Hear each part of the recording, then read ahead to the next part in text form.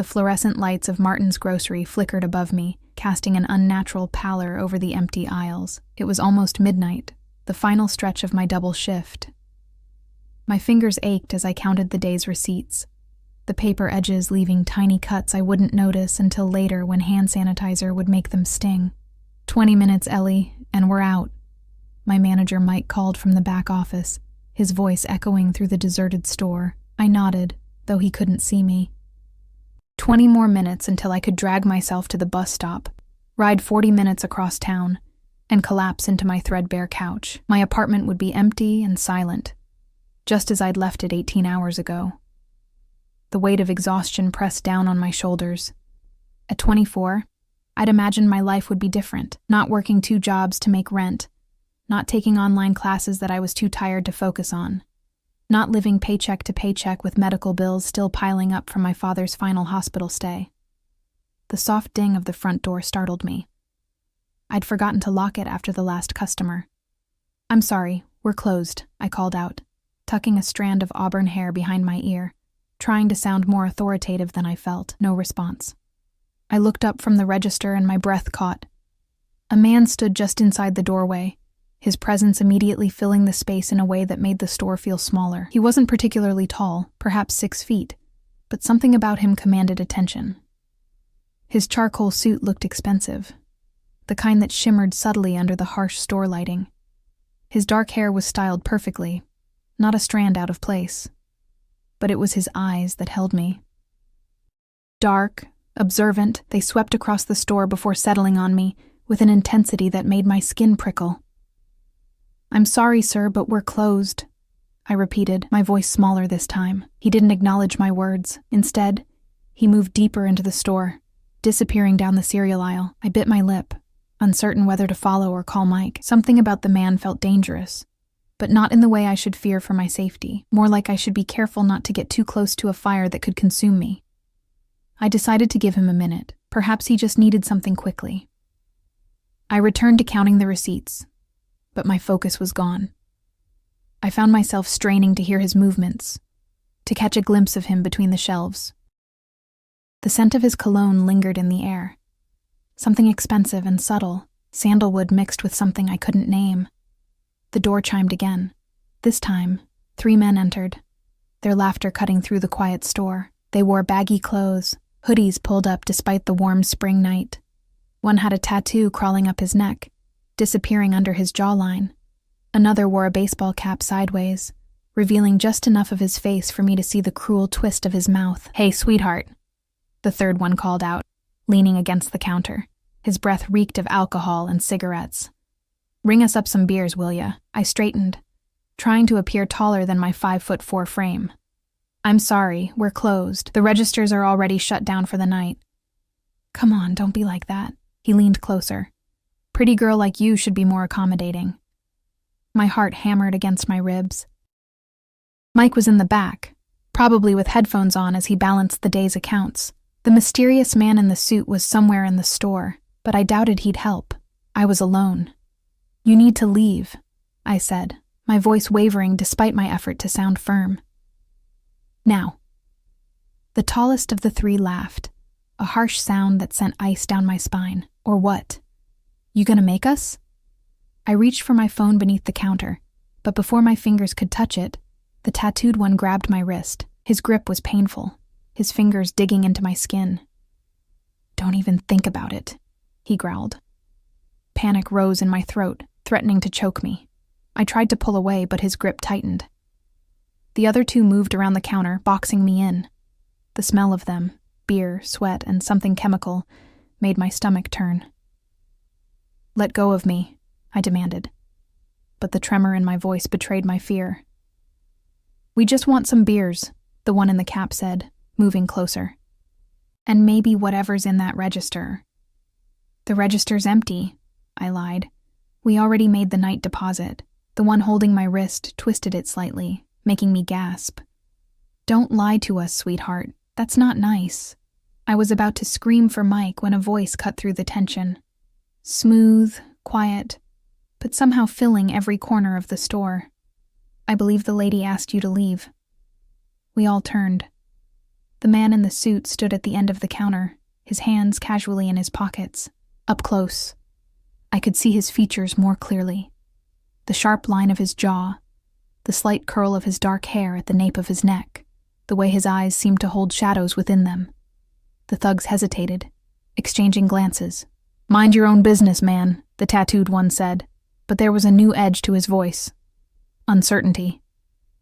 The suited man took a step forward, and though nothing in his expression changed, something in the air shifted.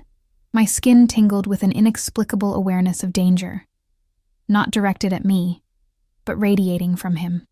"Her safety is my business," he said, his voice still quiet but edged with steel. He glanced at me, and for a moment, something possessive flashed in his eyes. I didn't understand it. I'd never seen this man before in my life. Yet he was looking at me as if I belonged to him in some way, as if these men weren't just threatening a store clerk, but taking something that was his. The tallest thug scoffed, trying to maintain his bravado. "There's 3 of us and 1 of you, fancy pants. What are you gonna do?" The suited man smiled then, a small curve of his lips that never reached his eyes. It was the most terrifying thing I'd ever seen. "I won't have to do anything," he said softly. As if on cue, the front door opened again. 2 broad-shouldered men entered, their faces expressionless, their stances wide. They wore simple dark suits, but there was nothing simple about the way they moved. Efficient, alert, dangerous. The atmosphere in the store changed instantly. The 3 thugs released me and stepped back, their earlier confidence evaporating. "We don't want trouble," the one in the cap muttered, already edging toward the door. "Yet you came looking for it," the suited man said. His eyes traveled to my wrist, where red marks were forming from the thug's grip. Something dark passed over his face. A flash of rage so intense it made me flinch. He nodded once to his men, a tiny movement I almost missed. "Take them outside," he said, his voice flat. "Teach them about respect." The 2 guards moved with frightening speed, grabbing the thugs before they could flee. They didn't struggle much. Something about the guards' demeanor made it clear resistance would be futile. As they were dragged out, the suited man turned to me. He reached for my hand, lifting it gently to examine my wrist. His touch sent electricity through my veins, a current that both alarmed and intrigued me. "You're hurt," he said, his thumb brushing over the marks, his eyes locked on mine. "It's nothing," I whispered, unable to look away from him. Up close, I could see flecks of amber in his dark eyes. "It's not nothing," he countered, his jaw tightening. "No one touches what's mine." The words hung in the air between us, making no sense yet somehow sending a shiver of recognition through me. I didn't know this man. I'd never seen him before tonight, yet the way he looked at me, like he'd been searching for me, like he'd found something precious, made my breath catch. "I don't even know your name," I managed to say. His lips curved into a smile, different from the one he'd given the thugs. This one held warmth, though still carefully controlled. "Vince," he said. "Vincent Romano." The name settled over me like a shadow. I'd heard it before. Whispers in the city, a name spoken with fear and respect. Vincent Romano, the businessman whose empire extended far beyond legitimate enterprises. Vincent Romano, who some said controlled half the city through means better left unquestioned. "Ellie," I replied, my voice barely audible. "Ellie Sanders." "Ellie," he repeated, my name sounding different on his lips. Precious, protected. "You shouldn't be working here, especially not this late." Before I could respond, Mike burst from the back office, his face flushed with alarm. "What's going on?" I heard. He stopped abruptly when he saw Vince, his eyes widening in recognition and fear. "Mr. Romano," he stammered. "I didn't know you were here. Is everything okay?" Vince didn't take his eyes off me. "Everything is fine now, but your security is unacceptable. This young woman was just accosted by 3 men while you were hiding in your office." Mike paled. "I didn't hear anything until just now. I'm so sorry, Mr. Romano. I'll make sure." "You'll make sure she never works another closing shift," Vince interrupted, his tone leaving no room for argument. "And you'll double your security presence." Mike nodded frantically. "Of course, sir." Right away. I stared between them, confusion swirling through my exhaustion. How did my manager know this man? Why was he taking orders from him? And why did Vincent Romano care about my safety? Your shift is over, Vince said to me, finally releasing my wrist. I immediately felt the absence of his touch, like a candle blown out. My driver will take you home. It wasn't a question or an offer. It was a statement of fact. The most disconcerting part was that I didn't want to refuse. Despite everything I'd been taught about stranger danger, despite the obvious warning signs that this man was dangerous, I felt drawn to him. That's not necessary, I said anyway, clinging to the last shreds of my common sense.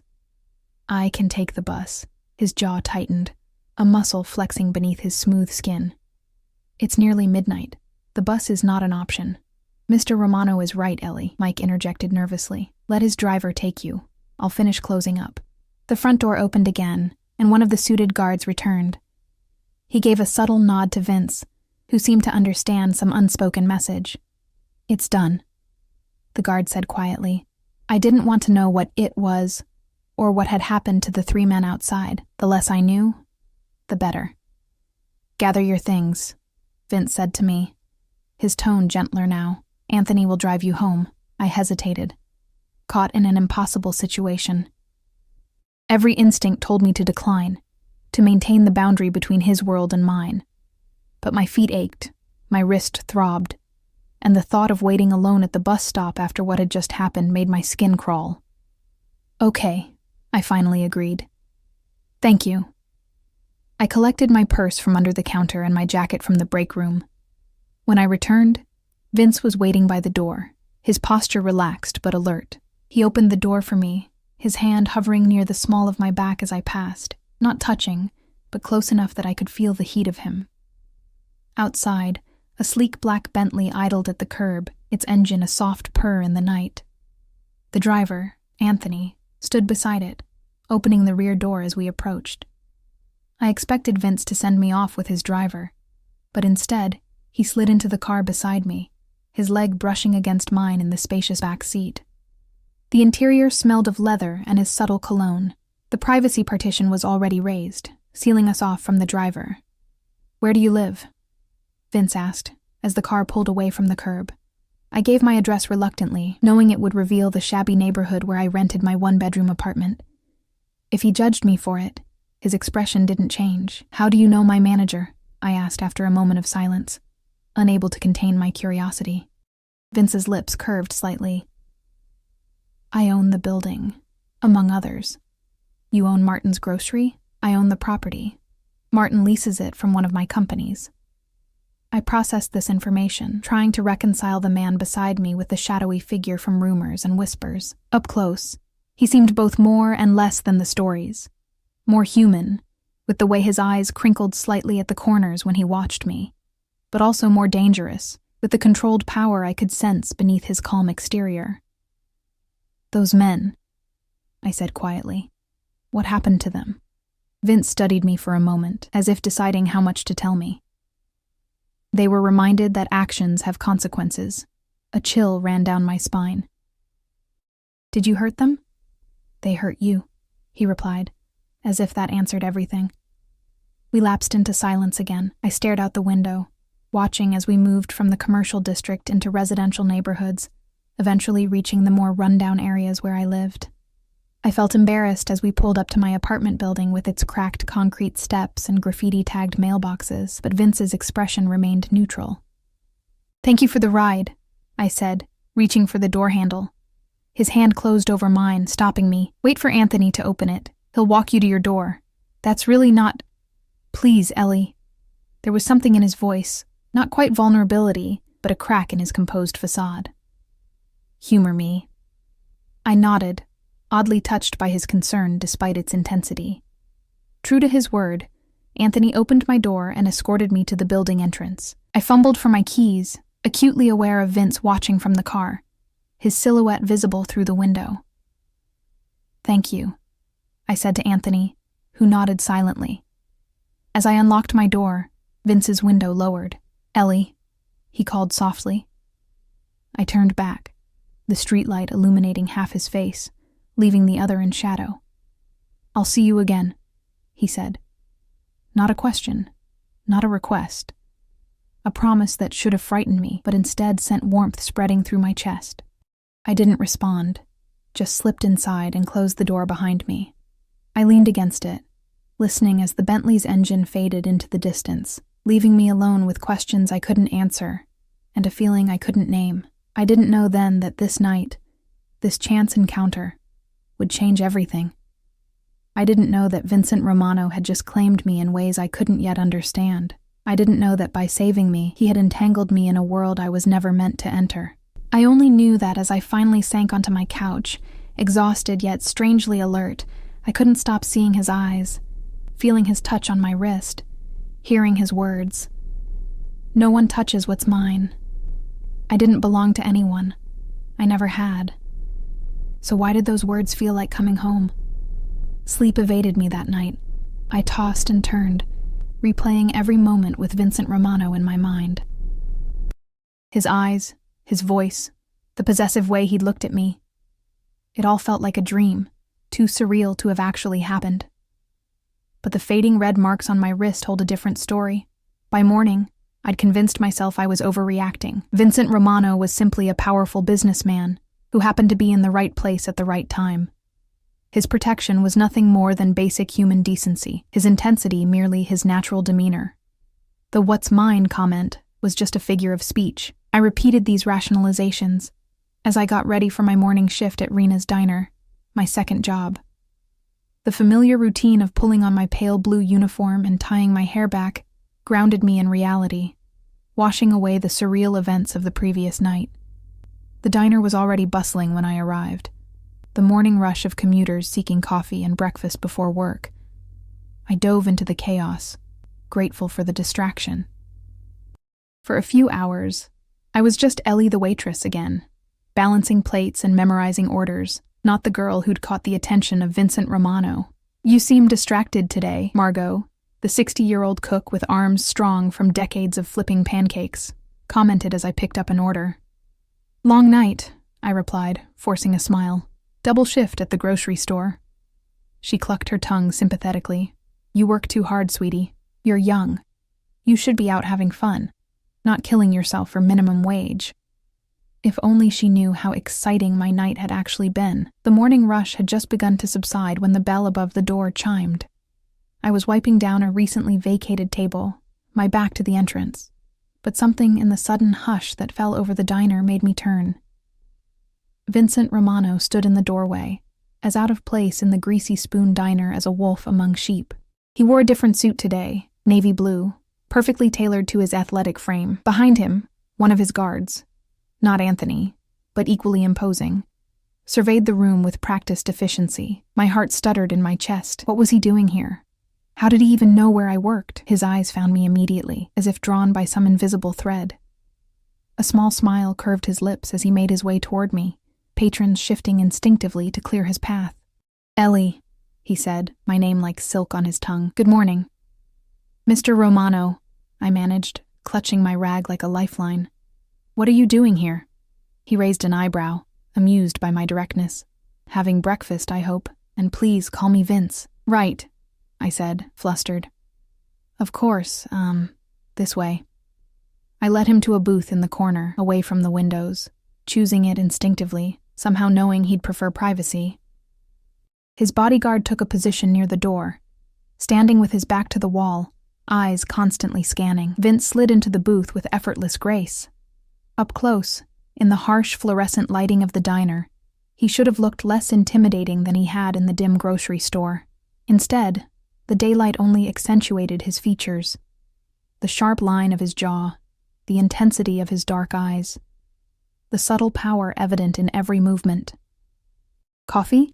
I asked, falling back on waitress autopilot. "Please." He nodded, his eyes never leaving my face.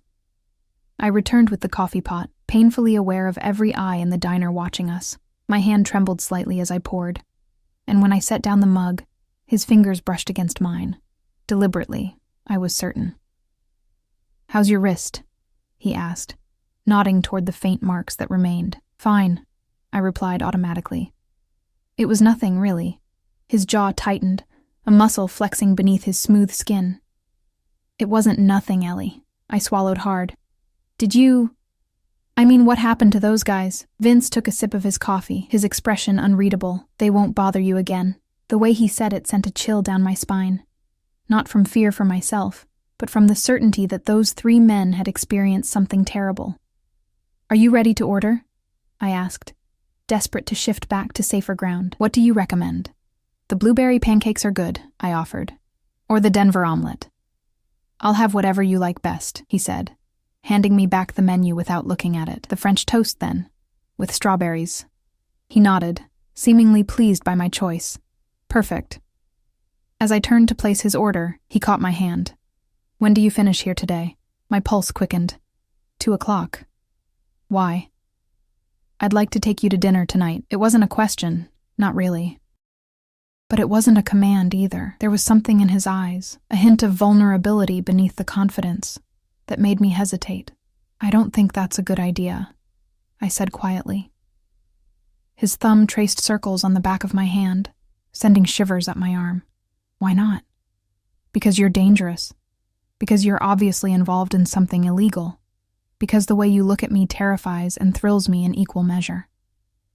I don't even know you, I said instead. His lips curved into a smile. That's precisely why dinner would be appropriate. To get to know each other. Mr. Romano, Vince, I appreciate what you did last night, but I'll pick you up at 7, he interrupted gently, releasing my hand. Wear something nice. Before I could protest further, Margot called from the kitchen. Order up, Ellie. I hurried away, my thoughts in turmoil. By the time I returned with his food, I'd formulated a firm but polite rejection. But the words died on my lips when I saw him on his phone, speaking quietly but intensely. I don't care what it costs, he was saying, his voice low. Find out who owns her debt and buy it. All of it. By tonight. He ended the call when he noticed me approaching, slipping the phone into his pocket with a smooth motion. Your French toast, I said, setting the plate before him, trying to pretend I hadn't heard anything. Thank you, Ellie. He smiled, but his eyes were calculating, watching my reaction. Is everything all right? Were you talking about me just now? I blurted, unable to contain myself. About buying my debt? A flash of surprise crossed his face, quickly replaced by something like admiration. You're observant. Answer the question, I insisted, forgetting for a moment who I was speaking to. Instead of being angered by my demand, he seemed almost pleased. Yes. I stared at him, stunned by his directness. Why? Because it bothers me to think of you working 2 jobs to pay off debts that aren't even yours, he said simply. I sank into the seat opposite him, my legs suddenly unsteady. How do you know about that? About my father's medical bills? I make it my business to know things, Ellie. He cut into the French toast, taking a bite and nodding appreciatively. This is excellent. You can't just buy my debt, I said, my voice barely above a whisper. That's invasive and controlling. It's assistance, he countered calmly. Nothing more. And what do you want in return? I asked, suspicion creeping into my voice. His eyes darkened, and for a moment, he looked genuinely hurt. Not everything comes with strings attached, Ellie. In my experience, it does, I replied. My father had taught me that lesson well, borrowing from one loan shark to pay another until his illness had finally caught up with him, leaving me with the aftermath. Vince set down his fork, his full attention on me. I want to help you, that's all. Why? You don't even know me.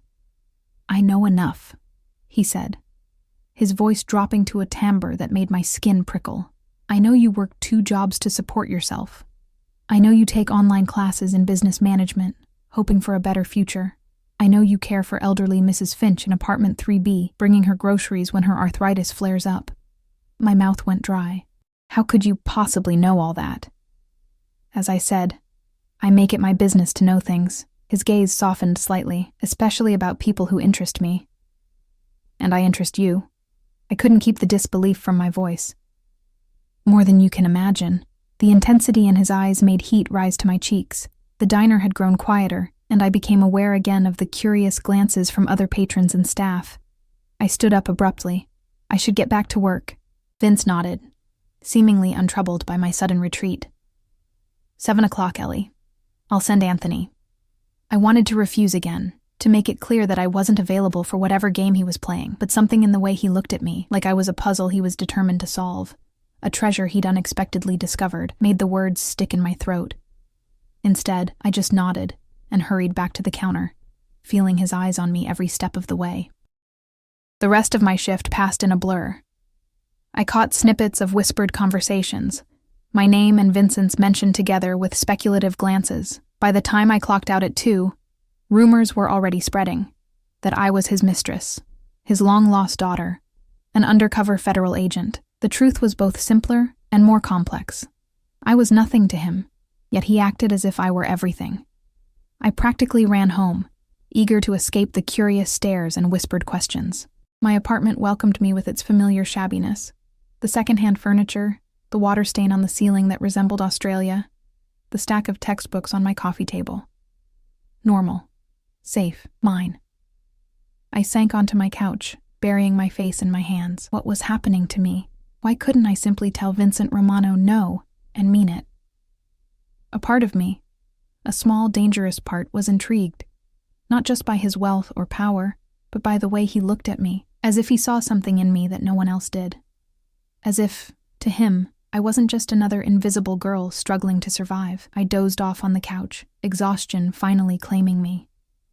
When I woke, the afternoon light was fading, and my phone showed 5:30 p.m. Panic surged through me. I had less than 2 hours before he would send his driver. I still hadn't decided whether to go. The rational part of me screamed danger. Vincent Romano was clearly connected to something illegal, possibly dangerous. The rumors about his business interests ranged from money laundering to worse things I didn't want to contemplate. But another part of me, a part I barely recognized, whispered, "What if this is your chance? A chance to escape the endless cycle of work and worry, a chance to be seen." I stood under the shower, letting the hot water wash away the scent of diner grease and indecision. By the time I stepped out, I'd made my choice. I would go to dinner with Vincent Romano, once. I would make it clear that I wasn't interested in whatever he was offering. I would thank him properly for his help the previous night. And then I would close the door on whatever this was before it could begin. My wardrobe offered limited options for something nice. I finally settled on a forest green dress I'd bought for a job interview last year. Simple but elegant, with a modest neckline and a hem that fell just above my knees. I curled my auburn hair, applied more makeup than I usually wore, and slipped on my only pair of heels. At exactly 6:55 p.m., a knock sounded at my door. I opened it to find Anthony standing in the hallway, as impassive as ever in his dark suit. "Miss Sanders," he nodded.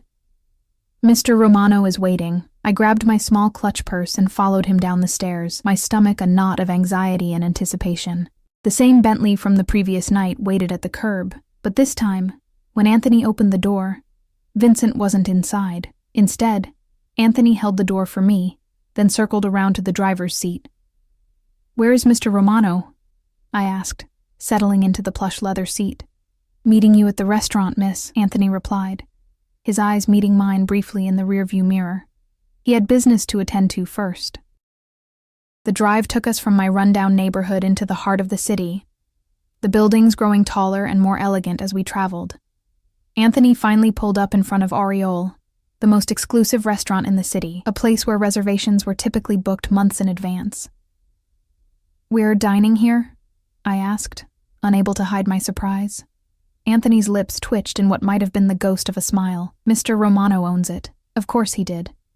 Anthony escorted me inside, where the maitre d' immediately straightened to attention. "Miss Sanders," he greeted me, as if I were a regular patron rather than a diner waitress far out of her depth. "Mr. Romano is waiting for you in the private dining room. Please follow me." I was led through the main dining area, all crystal chandeliers and white tablecloths, elegant patrons in evening wear, to a secluded door at the back. The maitre d' opened it to reveal a small, intimate dining room with a single table. Candles cast a warm glow over the space, and a wall of windows offered a panoramic view of the city lights below. And there was Vincent, standing as I entered. He wore a black suit that made his shoulders look even broader, the white of his shirt, a stark contrast against his olive skin.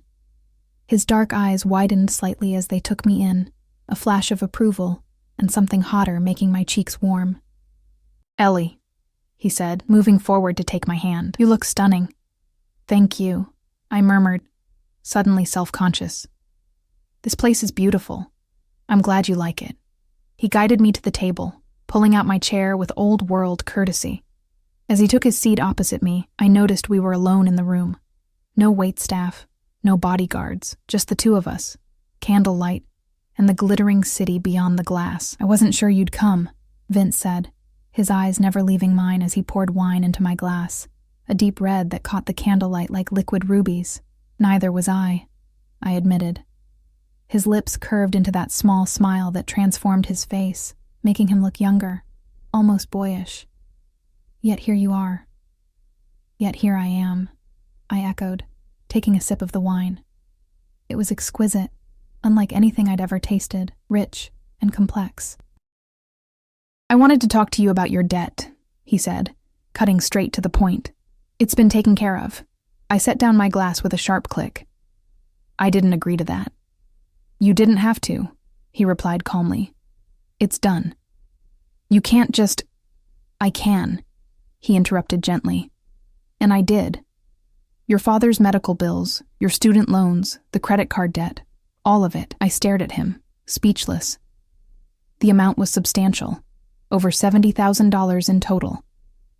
Money I'd been struggling to pay off for 3 years, working myself to exhaustion. "Why?" I finally managed. Vince leaned forward, his dark eyes intense. "Because I want you to be free, Ellie. Free to finish your degree, free to pursue your dreams, free of the burden your father left you." "You don't even know me," I whispered, echoing my words from earlier.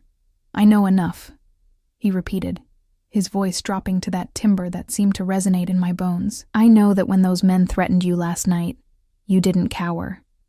You stood your ground, despite your fear. I know that you worked 2 jobs without complaint, supporting yourself and helping others despite your own struggles. I know that you have fire in you, Ellie Sanders. Fire that shouldn't be smothered by debt that isn't even yours." His words washed over me, more intoxicating than the wine.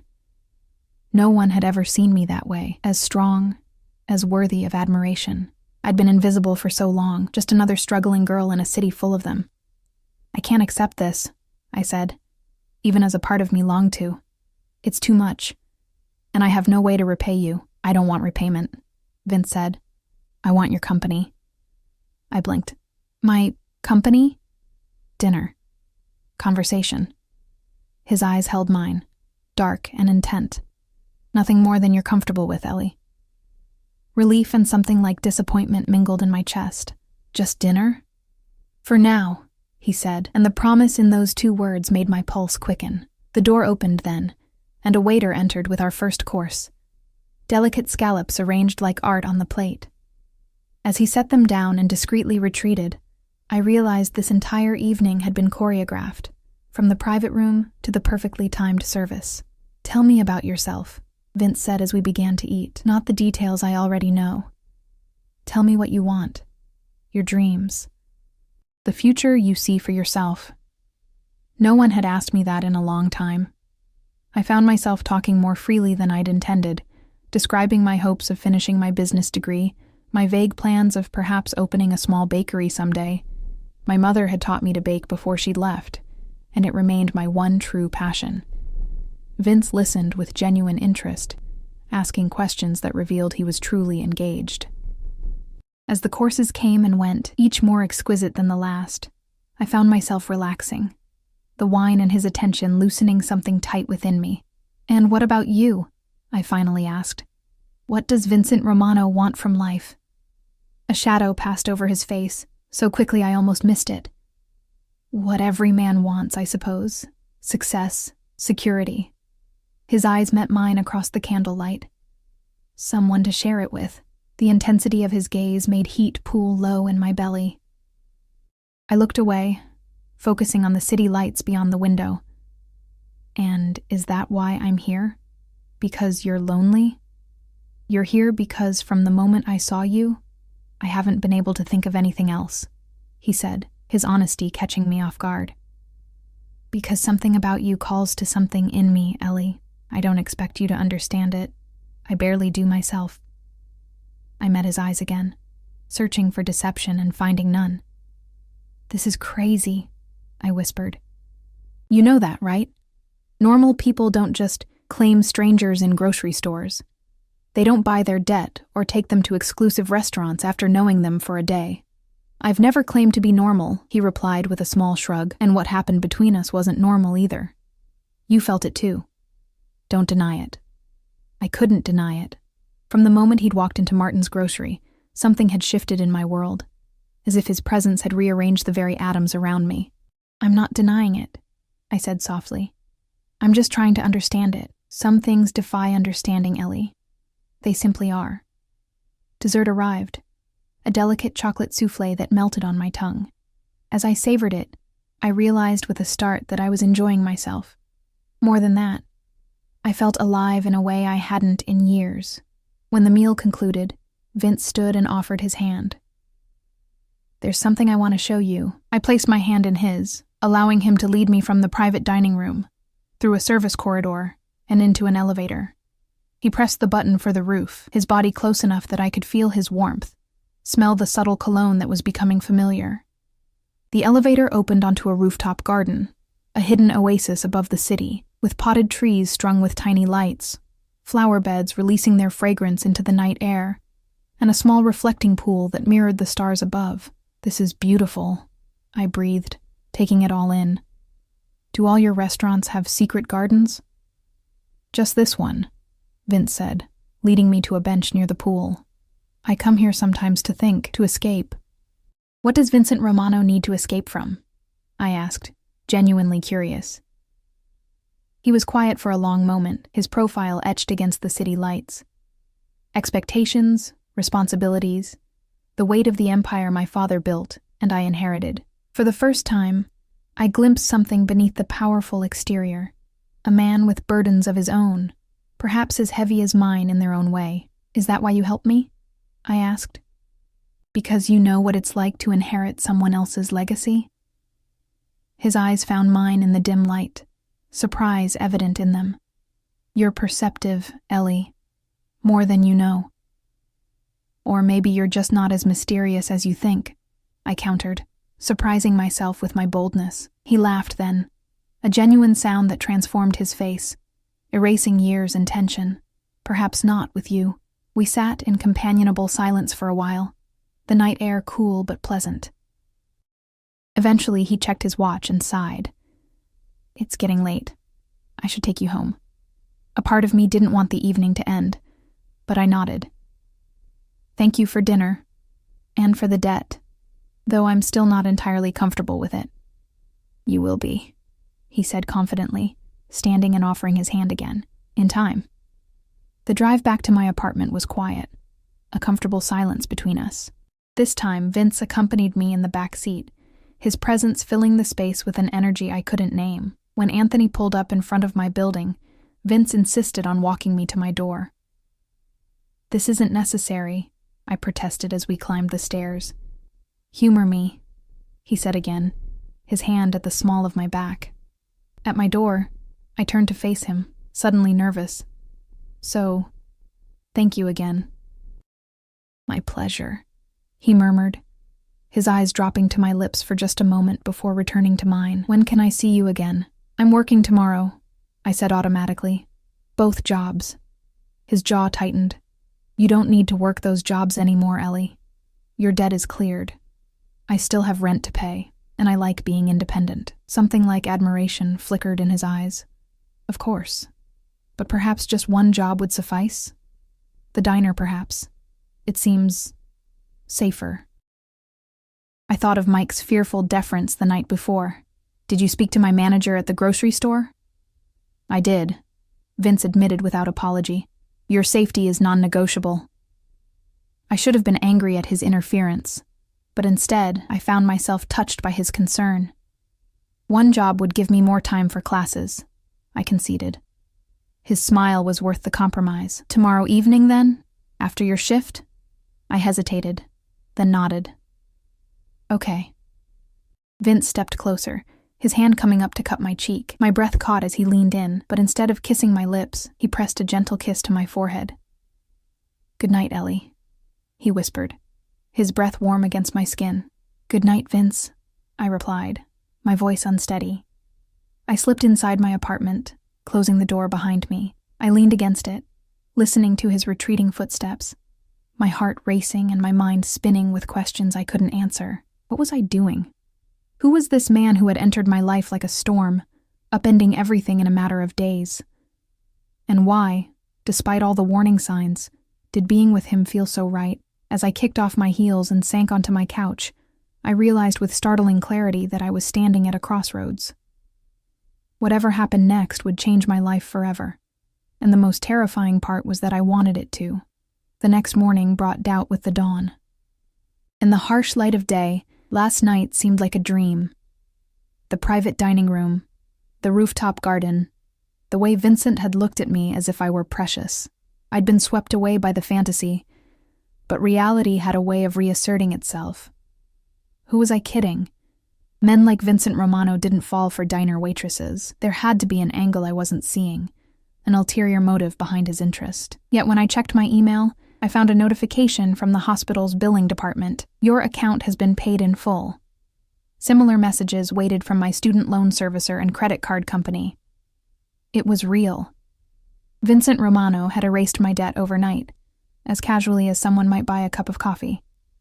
The implications were dizzying. I was free, truly free, for the first time in years. I could finish my degree without the crushing anxiety of mounting interest. I could work one job instead of two. I could breathe. But nothing came without strings, regardless of what Vincent claimed. The question was, could I live with whatever those strings might be? I made my way to Rena's diner for my shift, keenly aware of the stares and whispers that followed me. Word had spread quickly about my dinner with Vincent, embellished with each retelling until I'd apparently left in his private helicopter for a weekend in Paris. "So," Margot said as I tied my apron, "you in the suit, huh?" "It was just dinner," I replied, feeling my cheeks warm. She raised an eyebrow. "Honey, men like that don't do just dinner with girls like us." Her words echoed my own doubts, but something stubborn in me rose to defend Vincent and myself. Maybe I'm not just a girl like us. Maybe he sees something more. Margot's expression softened. "Oh, sweetie, I hope you're right. Just be careful, okay? Men with power, they can give you the world with one hand and take everything with the other." I nodded, unable to argue with her wisdom. I will be. The morning passed in a blur of coffee refills and breakfast orders, but I couldn't shake the feeling of being watched. Twice, I caught sight of a black sedan parked across the street, a figure behind the wheel keeping a steady eye on the diner. One of Vincent's men, I was certain. Around noon, my phone vibrated with a text from an unknown number. "Lunch break? Look outside. V." My heart skipped as I peered through the window. The black Bentley idled at the curb, Vincent leaning against it in a charcoal suit that made heads turn. He looked up as if sensing my gaze, a smile curving his lips. "Taking my break," I called to Margot, who followed my gaze and shook her head in resigned amusement. The June air was warm as I stepped outside, suddenly conscious of my plain uniform and messy ponytail. Vincent didn't seem to notice, his eyes warming as they took me in. "I thought you might be hungry," he said, opening the car door to reveal a picnic basket on the seat. "You brought me lunch?" I couldn't hide my surprise. I did. No apology, no explanation, just that confident certainty that characterized everything about him. I slid into the car, and he joined me, closing the door to create our own private world. The basket contained gourmet sandwiches, fresh fruit, and tiny pastries that looked too perfect to eat. "You didn't have to do this," I said, even as I accepted the sandwich he offered. Prosciutto and fig on artisan bread, nothing like the hurried bites of diner food I usually managed on my breaks. "I wanted to," he replied simply. "How was your morning?" Something about the normalcy of the question made me smile. "Busy. Lots of curious stares after your visit yesterday." "Does that bother you?" There was a hint of possessiveness in his tone. I'm not used to being the center of attention, I admitted, or being associated with someone like you. Someone like me? He raised an eyebrow, a challenge in his eyes. I met his gaze directly. Someone powerful, dangerous. Do I frighten you, Ellie? He asked softly. Sometimes, I admitted. Not because I think you'd hurt me, but because of how you make me feel. His eyes darkened, and he reached out to brush a strand of hair from my face. And how is that? Like I'm standing at the edge of something vast and unknown. Like one step could change everything. Would that be so terrible? His voice was low, intimate in the confines of the car. I don't know yet, I whispered honestly. He smiled, seeming pleased with my answer. At least you're considering it. That's a start. We ate in companionable silence for a few moments, the food exquisite even in its simplicity. I found myself stealing glances at him, the strong line of his jaw, the way his hands moved with precise confidence, the occasional flash of vulnerability when he thought I wasn't looking. I checked my email this morning, I said finally, about the debt. And? His expression gave nothing away. Thank you, I said, the words inadequate for the magnitude of what he'd done. It changes everything. That was the intention. He reached for my hand, his thumb tracing patterns on my palm that sent shivers up my arm. I want to give you choices, Ellie. Options beyond exhaustion and survival. Why me? I had to ask. Of all the people you could help, why choose a random cashier? Something flickered in his eyes, a darkness, a memory. Perhaps I saw something of myself in you, fighting against circumstances not of your making, shouldering burdens that should never have been yours. For a moment, I glimpsed a different Vincent, not the powerful businessman or the dangerous figure from whispered rumors, but a man who understood struggle, who recognized the weight of inherited responsibility. What happened to your father? I asked impulsively. You mentioned inheriting his legacy. Vincent went still, his expression shuddering slightly. My father built an empire from nothing. He came to this country with empty pockets and burning ambition. Everything we have, he created through sheer force of will. A shadow passed over his face. And he expected his son to protect it at all costs. Is that what you're doing? Protecting his legacy? I'm building my own, he replied, something fierce in his tone. My father's methods were old-fashioned. I have a different vision. I wanted to ask more, to unravel the complex man beside me, but my break was nearly over. I should get back, I said reluctantly. Vincent nodded but made no move to open the door. I have meetings this afternoon, but I'd like to see you this evening. Let me send Anthony for you after your shift.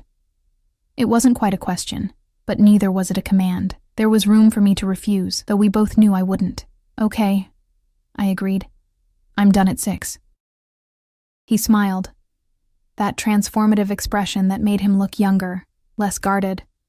Perfect. As he leaned in, I thought for a moment he might kiss me. Properly this time, not the chaste forehead kiss of the previous night. My lips parted instinctively, but he only brushed his thumb across my lower lip, his eyes darkening with intent. Until tonight, he murmured. I returned to the diner in a daze, my lips still tingling from his touch. Margot took one look at my face and sighed. You're in deep, aren't you, sweetie? I couldn't deny it. Whatever was happening between Vincent and me, I was already past the point of easy retreat. The afternoon dragged endlessly. I found myself watching the clock, anticipation building with each passing hour. By the time 6 o'clock approached, I was practically vibrating with nervous energy. I changed in the diner's cramped bathroom, swapping my uniform for a simple sundress I'd brought, white with small blue flowers, more casual than last night's attire but still pretty. I let my hair down, applied a touch of lipstick, and tried to calm my racing heart. Anthony was waiting outside precisely at 6, as punctual as his employer. He held the door with a respectful nod, his expression as impassive as ever. Where are we going? I asked as we pulled away from the curb. Mr. Romano's home, Anthony replied, his eyes meeting mine briefly in the rearview mirror. My pulse quickened. Vincent's home. Not a restaurant or public place, but his private domain. The implications were impossible to ignore. We drove out of the city, the urban landscape giving way to lush suburbs and eventually a winding private road flanked by ancient oak trees. Security cameras were mounted discreetly at intervals, and when we reached a towering wrought iron gate, Anthony merely nodded to the guard who promptly opened it for us. The house, mansion, really, appeared through the trees, a modern structure of glass and stone that somehow complemented, rather than competed with its natural surroundings. Water features flanked the circular driveway, their gentle burbling creating an atmosphere of tranquility. Romano designed it himself, Anthony offered, surprising me with the voluntary information as he caught my wide-eyed stare. It's beautiful, I murmured, taking in the clean lines and expansive windows that reflected the early evening sky. Anthony led me to the front entrance, massive double doors of dark wood and frosted glass. Before he could open them, they swung inward to reveal Vincent, jacket off, sleeves rolled to reveal strong forearms, his usual polished appearance slightly relaxed. "Ellie," he said, his eyes warming as they took me in. "Welcome." Anthony retreated silently as Vincent ushered me inside. The foyer opened into a great room with soaring ceilings and walls of glass that framed the surrounding woods. The decor was minimal but luxurious. Leather, steel, and warm woods, creating an atmosphere that was both masculine and inviting. "Your home is amazing," I said, turning slowly to take it all in. "I'm glad you like it." Vincent watched me with an intensity that made me self-conscious. "Would you like a tour?" He showed me through the main floor, a chef's kitchen, where a middle-aged woman was preparing something that smelled divine, a dining room with a table that could seat 20, a library with floor-to-ceiling bookshelves. Each room was impeccably designed, beautiful, but not ostentatious. "Do you live here alone?" I asked as we moved to the rear of the house, where glass doors opened onto a stone terrace. "My staff lives in a separate wing," Vincent replied. "But yes, essentially, there was something lonely in the admission. This powerful man in his perfect, empty house. It must get quiet," I observed. He glanced at me, something vulnerable in his eyes. "It does. Though I've grown accustomed to it. No family? No girlfriend?" I ventured, immediately regretting the transparency of the question. Vincent's lips curved in a slight smile. "No girlfriend. My parents are deceased. I have a younger sister, Sophia, but she lives in Europe. We're not close." The hesitation told me there was a story there, but before I could ask, he gestured to the terrace. "Would you like to sit outside? The evening is pleasant." The terrace overlooked a stunning infinity pool that seemed to merge with the forest beyond. We settled on comfortable outdoor furniture, and a young man appeared silently with a tray of drinks. Something amber for Vincent, a delicate pink cocktail for me. "I hope you like gin," Vincent said, nodding toward my glass. "James makes an excellent elderflower spritz. The drink was perfect, light, floral, with just enough alcohol to ease my nerves without clouding my judgment." As the sun began its slow descent, casting golden light through the trees, I felt myself relaxing into the surreal experience of sitting with Vincent Romano in his private kingdom. "Why did you invite me here?" I asked finally, setting my empty glass aside. Vincent studied me, his dark eyes unreadable in the fading light. "Because I wanted you to see me, not just the man in the restaurant or the businessman in the car. Me, in my element." "And who is that?" I leaned forward, genuinely curious. "Who is Vincent Romano when no one's watching?" "A man with responsibilities," he replied after a moment. "A man with power he never particularly wanted but has learned to wield. A man who, until recently, had resigned himself to a certain kind of solitude." "Until recently?" I couldn't help asking, my heart quickening. His eyes held mine, intense and unwavering. "Until you." The simple declaration hung in the air between us, charged with meaning. I struggled to understand what he was offering, what he wanted from me. "Vincent," I began, my voice soft, I don't belong in this world. I'm just a waitress with too much student debt and a tiny apartment." "You belong wherever you choose to belong," he countered, leaning forward to take my hand. And you're far more than just anything, Ellie. The conviction in his voice made something in my chest tighten. What is this? Between us? I need to understand what you want. Everything, he said simply. I want to know you, Ellie. I want to protect you, to give you the world if you'll let me. I want to wake up with you, and fall asleep with you, and build something real in between. My breath caught. You barely know me. I know enough, he repeated, his mantra from our previous encounters. I know that from the moment I saw you standing your ground against those thugs. Something in me recognized something in you. Call it chemistry, fate, whatever you like. It doesn't change what I feel. And what's that? I whispered. Possessiveness, he admitted without shame. Fascination. Desire. His thumb traced circles on my palm. The certainty that you're meant to be mine. I should have been frightened by his intensity, but instead, I felt an answering call within me, a recognition of something primal and undeniable between us. I'm not a possession, I said, needing to establish that boundary. No, he agreed readily. You're a partner, an equal, but that doesn't change my desire to claim you, to protect what's mine. The word mine sent a shiver through me that had nothing to do with fear. There was something darkly thrilling about being wanted so completely by a man like Vincent Romano. Dinner is ready, sir, a voice interrupted. The chef stood in the doorway, her expression professionally neutral. Vincent nodded, releasing my hand reluctantly. Thank you, Maria. He led me to a smaller, more intimate dining area than the formal room he'd shown me earlier. A table for two was set by windows overlooking a Japanese-inspired garden, illuminated by subtle lighting. Candles flickered on the table and soft music played from hidden speakers.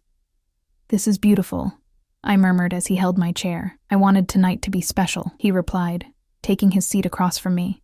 Different from the restaurant. More personal, I observed. Yes. No pretense, no games. Just that direct honesty that was becoming familiar. Dinner was exquisite, a progression of small, perfectly executed courses that revealed Vincent's sophisticated palate. We talked easily, moving from topic to topic with a naturalness that belied our brief acquaintance. He told me more about his businesses, legitimate ones, carefully skirting anything that might hint at darker enterprises. I shared stories from my childhood, my dreams of opening a bakery, my relationship with my father before his gambling problem consumed him. He wasn't a bad man, I found myself explaining as we lingered over dessert, a delicate chocolate creation that melted on my tongue. Just weak, addicted. After Mom left, he spiraled. Weakness can be as destructive as malice, Vincent observed, his expression somber. Sometimes more so. You sound like you speak from experience. He was quiet for a moment. My father was not a weak man, but he had blind spots, vulnerabilities that others exploited. Is that how he died? I asked gently. Vincent's jaw tightened. He was murdered. A rival organization. I was 22, just finishing business school. My hand covered his instinctively. I'm so sorry. It was 10 years ago, he said, his voice carefully controlled. I've built something different since then. Something legitimate, sustainable. There it was. The first acknowledgement, however oblique, of his family's criminal past. I should have been frightened, should have made my excuses and left. Instead, I found myself drawn deeper into his world, fascinated by the complexities of the man across from me. And your mother? I asked. Died when I was 16, cancer. His expression softened with genuine grief. She was the heart of our family. After she was gone, my father became harder, colder. And you? I ventured. Did you become harder too? Vincent's eyes met mine, something vulnerable in their depths. I built walls. It seemed safer that way. And now? I whispered. Now I'm sitting across from a woman who makes me want to tear them down, he replied, his honesty disarming. And it terrifies me almost as much as it exhilarates me. After dinner, he led me through glass doors onto a private balcony overlooking the pool. The night air was cool but pleasant, stars visible through breaks in the trees. Vincent stood behind me, not quite touching, as I gazed out at the peaceful scene. Stay tonight, he said quietly, his voice close to my ear. My pulse jumped, and I turned to face him. Vincent. Not for that, he clarified, though the heat in his eyes belied his words. Not unless you want to. Just stay. Let me wake up knowing you're here. The vulnerability in the request caught me off guard. This powerful, dangerous man was asking, not commanding, not assuming, if I would simply remain in his orbit a little longer. I don't have anything with me, I hedged, though it wasn't a refusal. I can provide anything you need, he replied. Or Anthony can retrieve whatever you want from your apartment. The ease with which he solved practical problems was both impressive and slightly alarming. Did anything ever stand in Vincent Romano's way? Why is this so important to you? I asked, needing to understand. He considered me for a long moment, as if deciding how much truth to offer. I've never brought anyone here before, he finally said. Not like this. This house has always been separate. A fortress. And now? I prompted. Now, I want it to be a home, he said simply, and when I imagine that, I see you here. The admission stole my breath. It was too fast, too intense, yet it resonated with something deep inside me, a longing for belonging I'd never fully acknowledged. Vincent, we barely know each other, I said, my voice soft. This is unconventional, he supplied, impulsive, perhaps even reckless. His hands came up to frame my face, his touch gentle despite the intensity in his eyes. But tell me you don't feel it too, Ellie, this connection between us. I couldn't lie. Not to him, not to myself. I feel it, I admitted. But it scares me. Good things often do, he murmured, his thumbs tracing my cheekbones. Stay tonight. Just to sleep. Let me hold you. Nothing more, I promise. The sincerity in his eyes undid me. Okay, I whispered, I'll stay. The smile that transformed his face was worth any risk, any uncertainty. He leaned forward, his forehead resting against mine for a moment in a gesture of surprising tenderness. Thank you, he said softly. He led me back inside, through corridors of his vast home, to a wing I hadn't seen before. The master suite was exactly what I might have expected. Spacious, masculine, elegant without being showy. A massive bed dominated one wall, facing windows that would offer stunning views by daylight. The bathroom's through there, Vincent said, gesturing to a door. You'll find everything you need. I can give you something to sleep in. He moved to a walk-in closet, returning with a soft t-shirt. It will be too big, but it should be comfortable. I accepted it, suddenly shy. Thank you. I'll give you privacy, he said, reading my discomfort. Join me downstairs when you're ready, perhaps a glass of wine before bed? I nodded, grateful for the space to collect myself. When he'd gone, I explored the bathroom, a marble and glass sanctuary with a shower that could fit 5 people and a soaking tub positioned to take advantage of the forest view. High-end toiletries lined the counter, and fluffy towels waited on heated racks. I showered quickly, letting the multiple jets wash away the last of my uncertainty. This was happening. I was staying the night with Vincent Romano, a man I'd known for all of 3 days, a man whose world was so far removed from mine it might as well be another planet.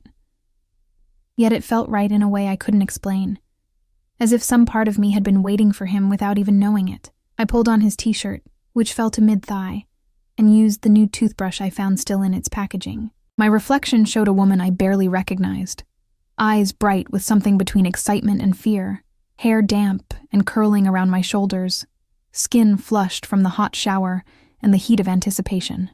Downstairs, I found Vincent in the library, a fire burning in the stone fireplace despite the warm June night. He'd changed into loose pants and a simple black t-shirt that revealed the muscular definition of his arms. He looked up as I entered, his eyes darkening as they took in my bare legs and damp hair. You're beautiful, he said simply, rising to hand me a glass of wine. So are you, I replied without thinking, then blushed at my own boldness. His smile was slow and pleased. Come. Sit with me. We settled on a comfortable leather sofa facing the fire, close but not touching. The wine was exceptional, of course. Everything in Vincent's world seemed designed for maximum pleasure and comfort. Tell me something no one else knows about you, I said impulsively, drawing my legs up beneath me. Vincent considered the question, his profile strong in the firelight. "I paint," he finally said, "abstract mostly. Nothing good enough to share, but it centers me." The admission surprised and delighted me. "I'd love to see your work sometime." He glanced at me, vulnerability flashing briefly in his eyes. "Perhaps. Someday." He sipped his wine. "Your turn." I thought for a moment. I talk to my plants, full conversations, not just encouragement. I tell them about my day, ask their advice on problems. I smiled self-consciously. "They're excellent listeners," Vincent laughed. A warm, genuine sound that made something in my chest expand. "I can imagine you doing that. It's charming." "It's weird," I countered, but I was smiling too. "Weird can be charming," he replied, setting his empty glass aside. "Especially on you." The air between us seemed to thicken, charged with unspoken desire. Vincent reached out slowly, giving me time to retreat, and tucked a strand of hair behind my ear. His fingers lingered, tracing the line of my jaw. "I want to kiss you," he said, his voice low and rough. "I've wanted to since the moment I saw you." My heart hammered against my ribs. "What's stopping you?"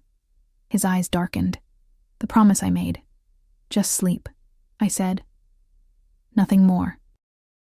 I set my glass down deliberately, then shifted closer to him. "Maybe I want more," I whispered. Vincent went still, his control visibly tightening. "Ellie," he said, my name a warning and a plea. "If I start, I may not be able to stop." "I trust you," I said, surprising myself with the truth of it. Despite everything, despite how little I truly knew him, I did trust Vincent Romano, at least with this, with my body, with my desire. He searched my face, looking for any sign of hesitation. Finding none, he leaned forward, one hand cupping my cheek as his lips finally met mine. The kiss began gently, a question, an exploration. But when I sighed against his mouth, something broke in him. His arms wrapped around me, pulling me against his chest as the kiss deepened, became hungry, demanding. I responded with equal fervor, my fingers tangling in his hair, my body arching into his.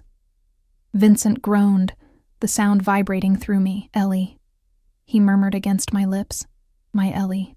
The possessiveness in his voice should have alarmed me, but instead, it sent heat pooling low in my belly. I wanted to be his, wanted to belong to this man in ways that defied rational thought. His hands slid down my sides, finding the hem of the borrowed t-shirt. "Tell me you want this," he demanded, his voice rough with desire. "Tell me you want me." "I want you," I breathed, the truth of it undeniable. "I've wanted you since you walked into that grocery store." It was all the permission he needed. His mouth claimed mine again as his hands explored, discovering what made me gasp, what made me tremble. When he finally lifted me into his arms, carrying me back upstairs to his bedroom, I went willingly, eagerly, all doubts forgotten in the heat of desire. In his bed, Vincent was both tender and commanding, his touch reverent yet possessive. "Mine," he whispered against my skin, again and again, as if imprinting the word into my very being. And I responded in kind, claiming him with my hands and lips, discovering the power I held over this dangerous, beautiful man. Afterward, as we lay tangled in his sheets, my head on his chest and his arms around me, Vincent pressed a kiss to my temple. "Stay," he murmured. "Not just tonight. Stay with me, Ellie." I knew he meant more than just another day. He was offering me his world, beautiful, dangerous, complex. A world I barely understood, but already craved. "I have my apartment," I said, practical even in this dreamlike moment. "My job, my classes. Keep them all if you want," he replied, his fingers tracing patterns on my bare shoulder. "Or let them go. It's your choice. But make this your home too. Make me your home." The offer was tempting beyond words. Safety, luxury, belonging. And Vincent himself, this man who looked at me as if I were the answer to a question he'd been asking his entire life. "Can I think about it?" I asked, not ready to commit to something so monumental, so life-changing. "Of course."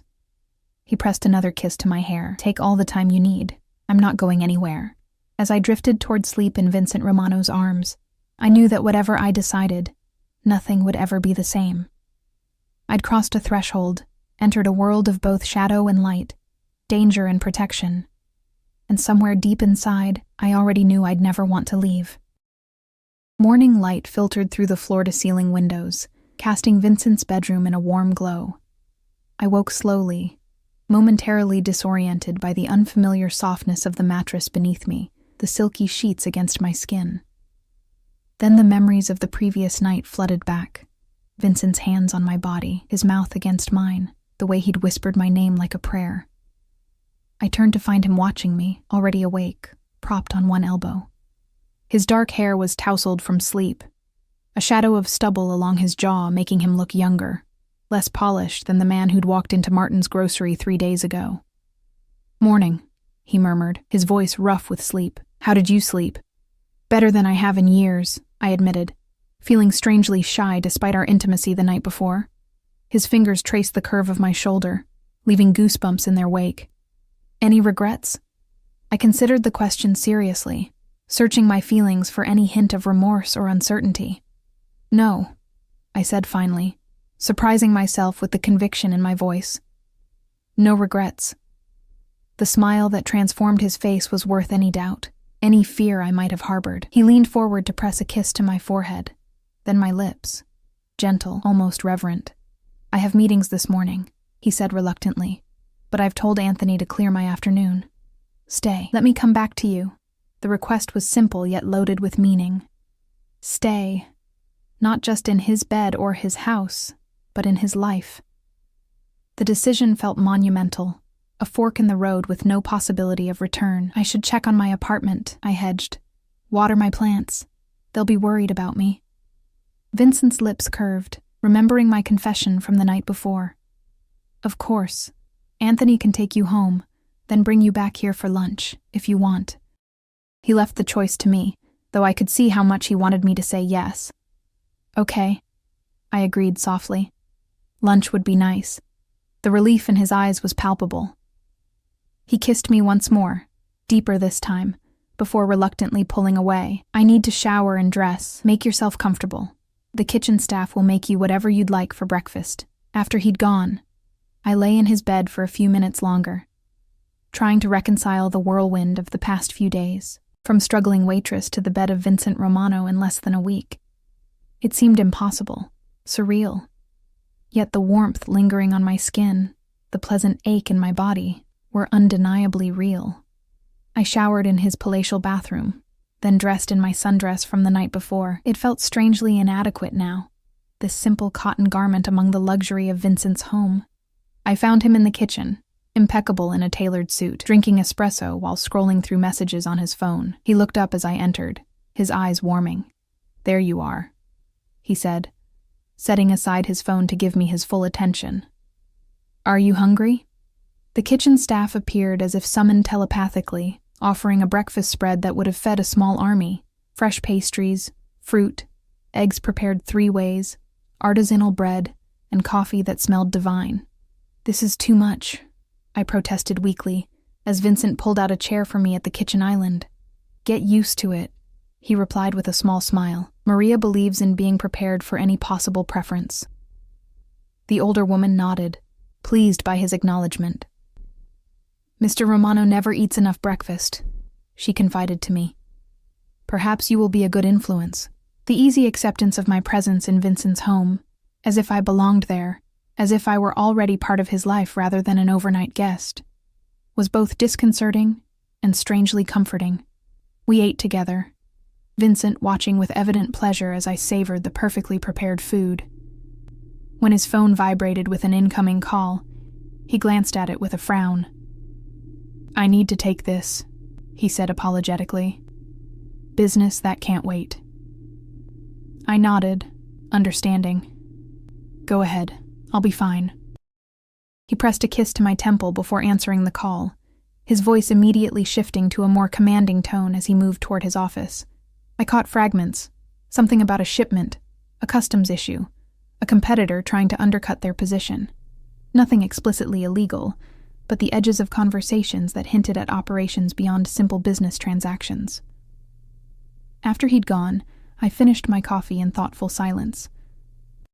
Maria bustled around the kitchen, occasionally casting curious glances my way but respecting my privacy. I wondered what she thought of me. This ordinary woman suddenly appearing in her employer's life. In his bed, Anthony found me there, his expression as impassive as ever. "Mr. Romano asked me to drive you home whenever you're ready, miss." The formality felt strange after the intimacy of the night before. "Thank you, Anthony. I'm ready now." The drive back to my apartment was surreal. The sleek Bentley gliding through my rundown neighborhood like an alien spacecraft. Neighbors peered from windows, curious about the luxury vehicle and its tinted windows. I felt their stares as Anthony opened my door, escorting me to my building entrance with the same silent efficiency he showed his employer. "Mr. Romano will send me for you at noon," he said. Not a question, but a statement of fact. I nodded, still unable to fully process the rapid changes in my life. "Thank you, Anthony." My apartment felt smaller than I remembered. The furniture shabbier, the water stain on the ceiling more pronounced. After the pristine luxury of Vincent's home, my carefully curated space, once my sanctuary, seemed pathetically inadequate. I pushed away the uncharitable thought, reminding myself that this was my home, built with my own hard work and determination. I watered my plants as promised, telling them in whispered tones about the extraordinary turn my life had taken. "You wouldn't believe his house," I told the struggling fern by the window. "And he wants me to stay there, with him. What do you think? Am I crazy for even considering it?" The fern, unsurprisingly, offered no opinion. I showered again and changed into fresh clothes. A pale blue sundress that was one of my favorites, simple but flattering. Then I sat on my couch, staring at the wall, trying to make sense of my new reality. Vincent Romano wanted me in his life, in his home, in his bed. Vincent Romano, who could have any woman he wanted, had chosen me, Ellie Sanders, diner waitress and part-time cashier, daughter of a failed gambler and an absent mother. It made no sense, yet the evidence was undeniable. The way he looked at me, touched me, spoke to me. My phone chimed with a text message. "Missing you already. Can't wait for lunch. V." Such a normal message, like any new lover might send, yet coming from him it felt momentous. I typed a response. "Missing you too. See you soon."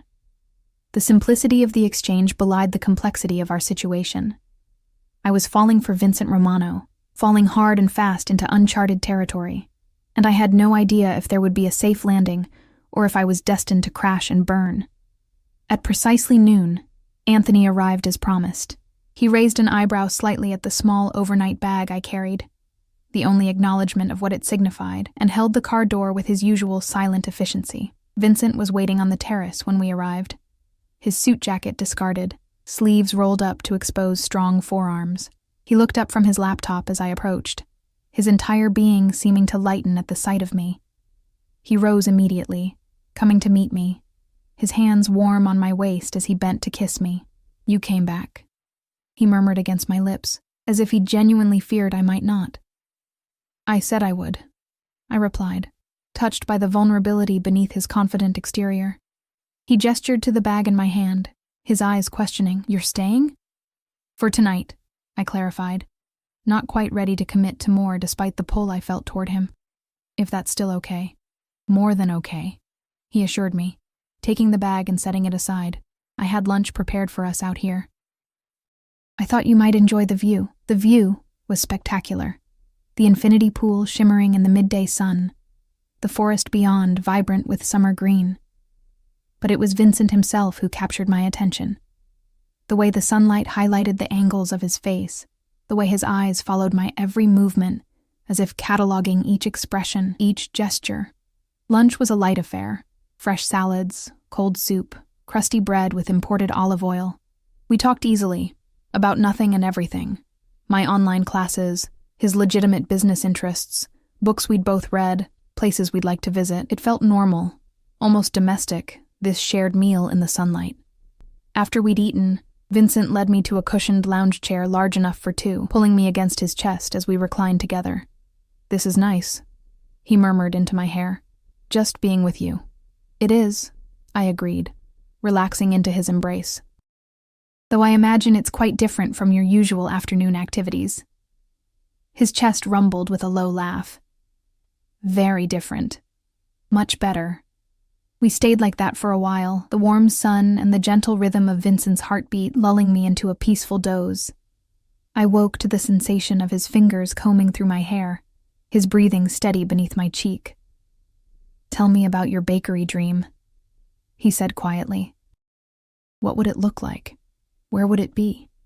I smiled against his chest, surprised he'd remembered that detail from our earlier conversations. "Nothing fancy. A small storefront in a neighborhood with good foot traffic, display cases with pastries and bread, maybe a few tables where people could enjoy coffee and something sweet. I'd want it to feel warm, inviting.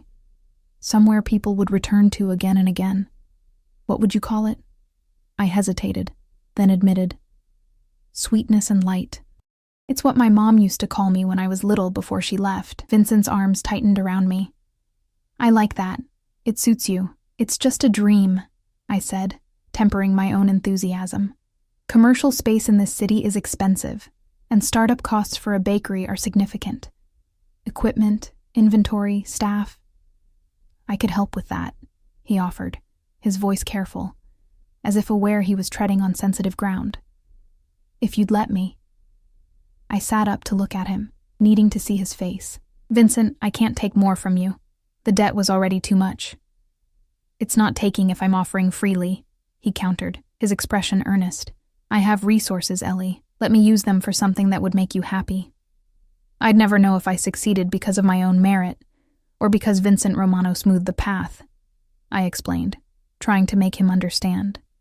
"I need to do this myself when I'm ready."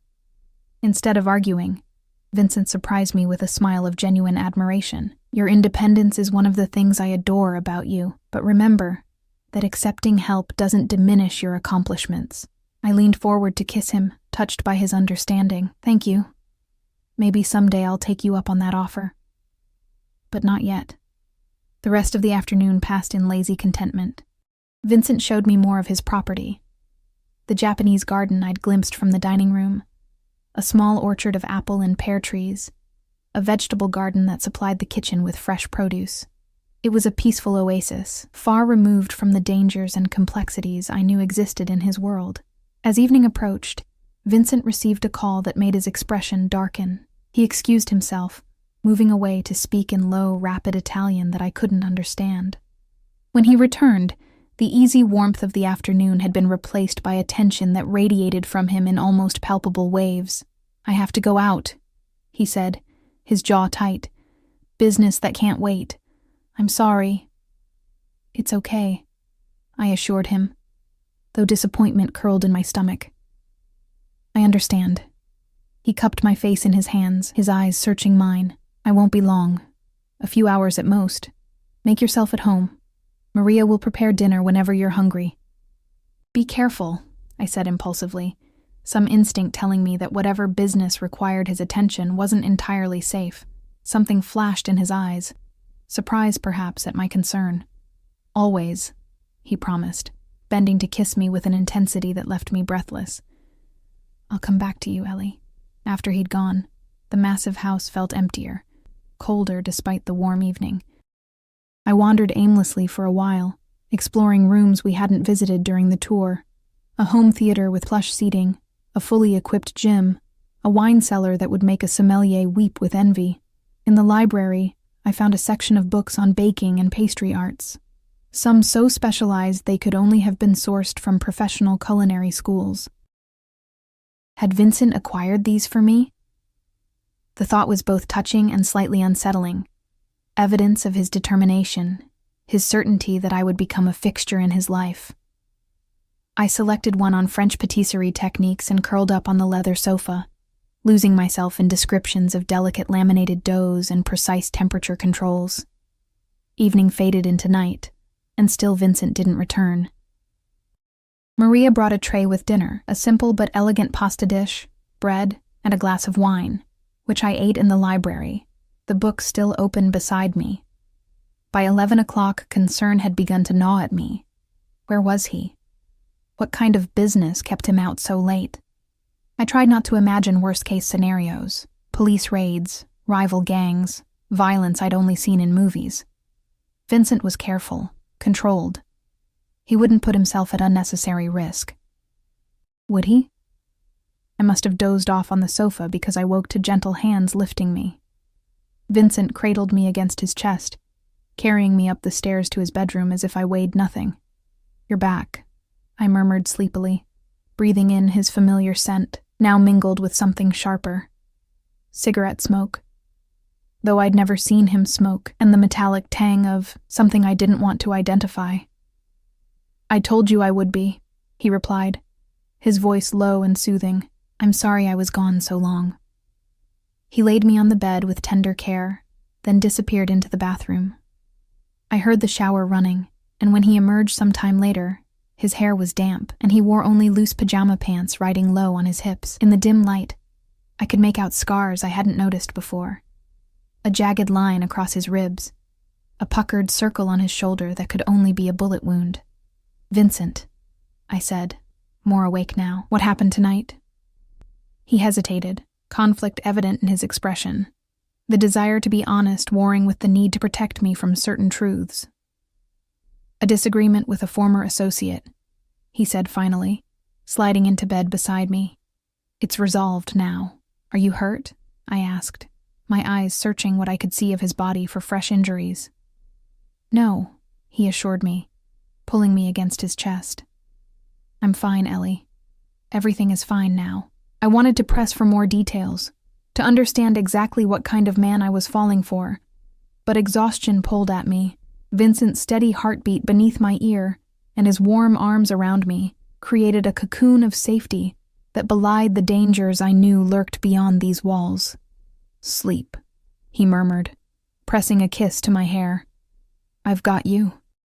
And despite everything, the unanswered questions, the hints of violence, the strangeness of my new reality, I did sleep, deeply and dreamlessly, secure in Vincent Romano's embrace. Morning brought sunshine and the scent of coffee. I opened my eyes to find Vincent sitting on the edge of the bed, fully dressed in another impeccable suit, a mug in his hands. "Good morning," he said, offering the coffee. "I thought you might need this." I sat up, accepting the mug gratefully. "Thank you." "What time is it?" "Just after 8. I have meetings, but I wanted to see you before I left." As the fog of sleep cleared, I remembered the previous night, his late return, the scent of smoke and something metallic, the scars I'd glimpsed on his body. In the light of day, my concerns resurfaced. "Vincent," I began carefully. "About last night." His expression closed slightly, a subtle shift that might have been imperceptible to someone who hadn't studied his face as I had. "What about it?" "I need to know what I'm getting into here," I said, setting the coffee aside. "With you. With whatever business took you away last night." He was quiet for a long moment, weighing his response. "My world isn't always clean, Ellie. There are complications. History that can't be erased overnight." "I understand that," I said, though in truth I wasn't sure I did, not fully. "But if I'm going to be part of your life, I need to know what that means. What risks I'm taking, what compromises I might have to make." Vincent took my hand, his expression solemn. "I'm working to legitimize everything. Investments, real estate, import, export, legal enterprises that can sustain what my father built without the methods he employed." His thumb traced circles on my palm. "But there are still connections that can't be severed immediately. People who knew my father, who expect certain things from his son." "Like what?" I pressed, needing specifics rather than vague allusions. He sighed, seemingly making a decision. "Protection money from businesses in certain neighborhoods, arrangements with dock workers and customs officials to facilitate imports, agreements with other organizations about territory and operations." It was more candid than I'd expected, and the reality of it settled heavily in my stomach.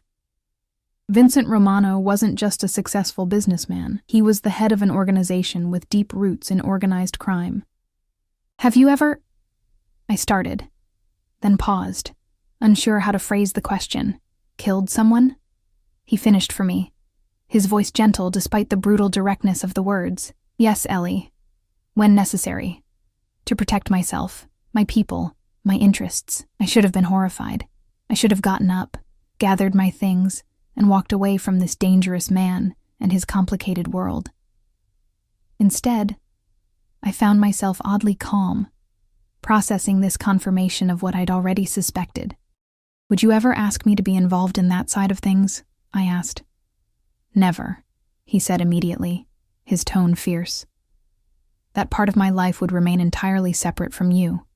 You would be protected, insulated from all of it. A beautiful bird in a gilded cage. I mused, not entirely comfortable with the image. Vincent's eyes darkened. Not a cage, Ellie. Never that. You would be free to come and go as you please, to build your bakery, to live your life. My protection doesn't mean your imprisonment. I believed him, or wanted to, which amounted to the same thing in that moment. And what happens if someone tries to get to you through me? His expression hardened, a glimpse of the dangerous man beneath the polished exterior. They would regret it.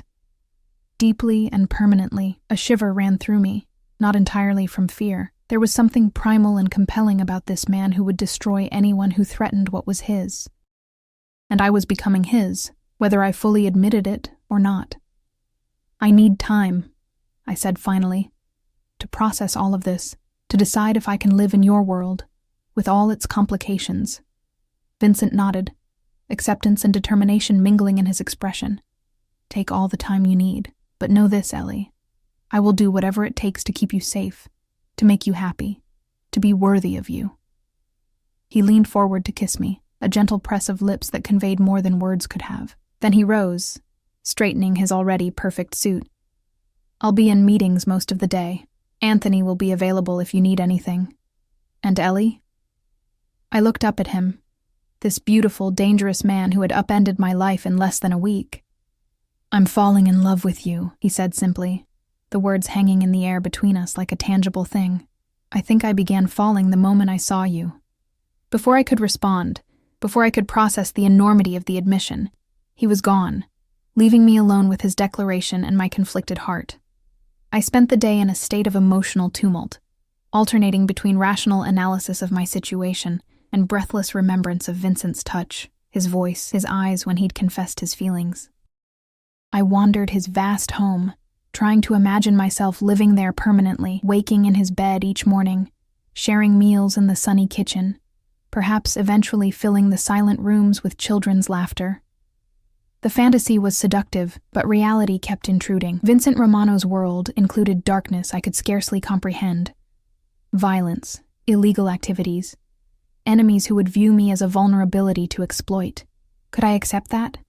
Could I build a life with him knowing what lurked beneath the surface of his legitimate businesses? By evening, I'd reached no clear conclusion. Vincent returned home earlier than the previous night, finding me in the library once again, surrounded by baking books.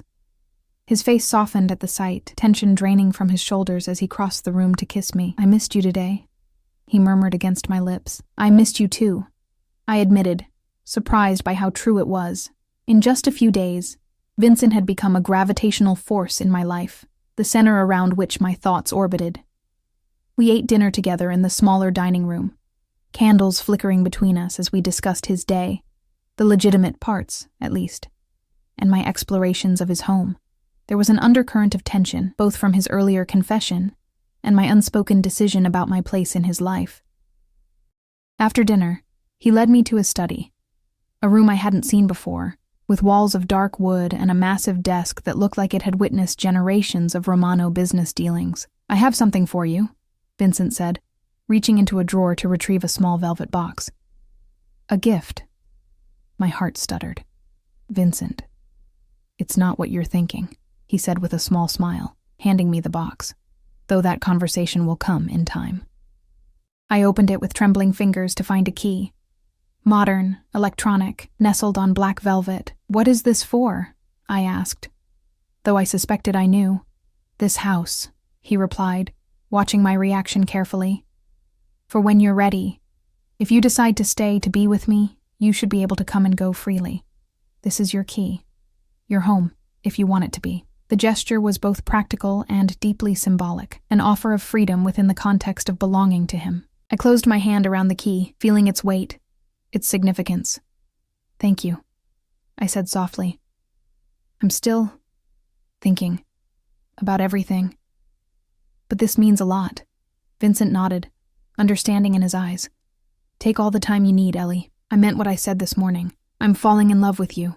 That doesn't change whether you're here or in your apartment across town. Later, in his bed, with moonlight spilling across our tangled limbs, I traced the scar on his ribs with gentle fingers. How did you get this? Vincent caught my hand, pressing a kiss to my palm. A disagreement when I was 24. Early in my leadership, when I was still proving myself. And this? I touched the puckered circle on his shoulder. A rival who thought my father's death left an opportunity, he said, his voice matter of fact. He was mistaken. I absorbed this, trying to reconcile the gentle lover who held me with the dangerous man who had survived these violent encounters. How many enemies do you have? Fewer than my father had, he replied thoughtfully. I've worked to resolve old conflicts, establish new alliances, but enough that I take precautions, like the security I've seen around the property? The bodyguards? Yes.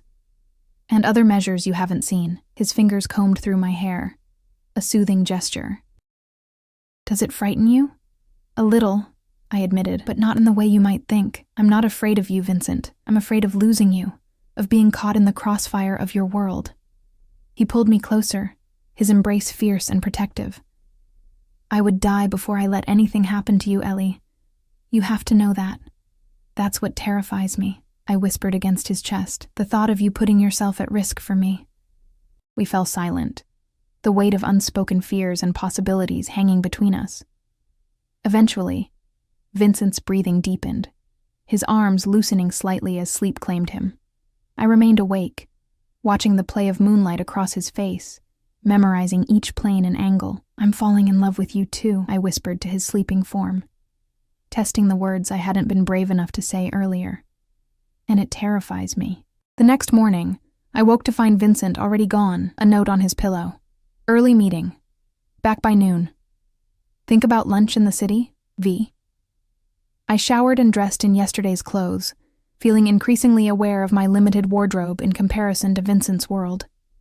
If I was going to spend more time here, I would need to bring more of my belongings, a small step toward the larger decision that loomed before me. I was sipping coffee in the kitchen when Maria approached, her expression hesitant. Miss Ellie, there is someone at the gate for you.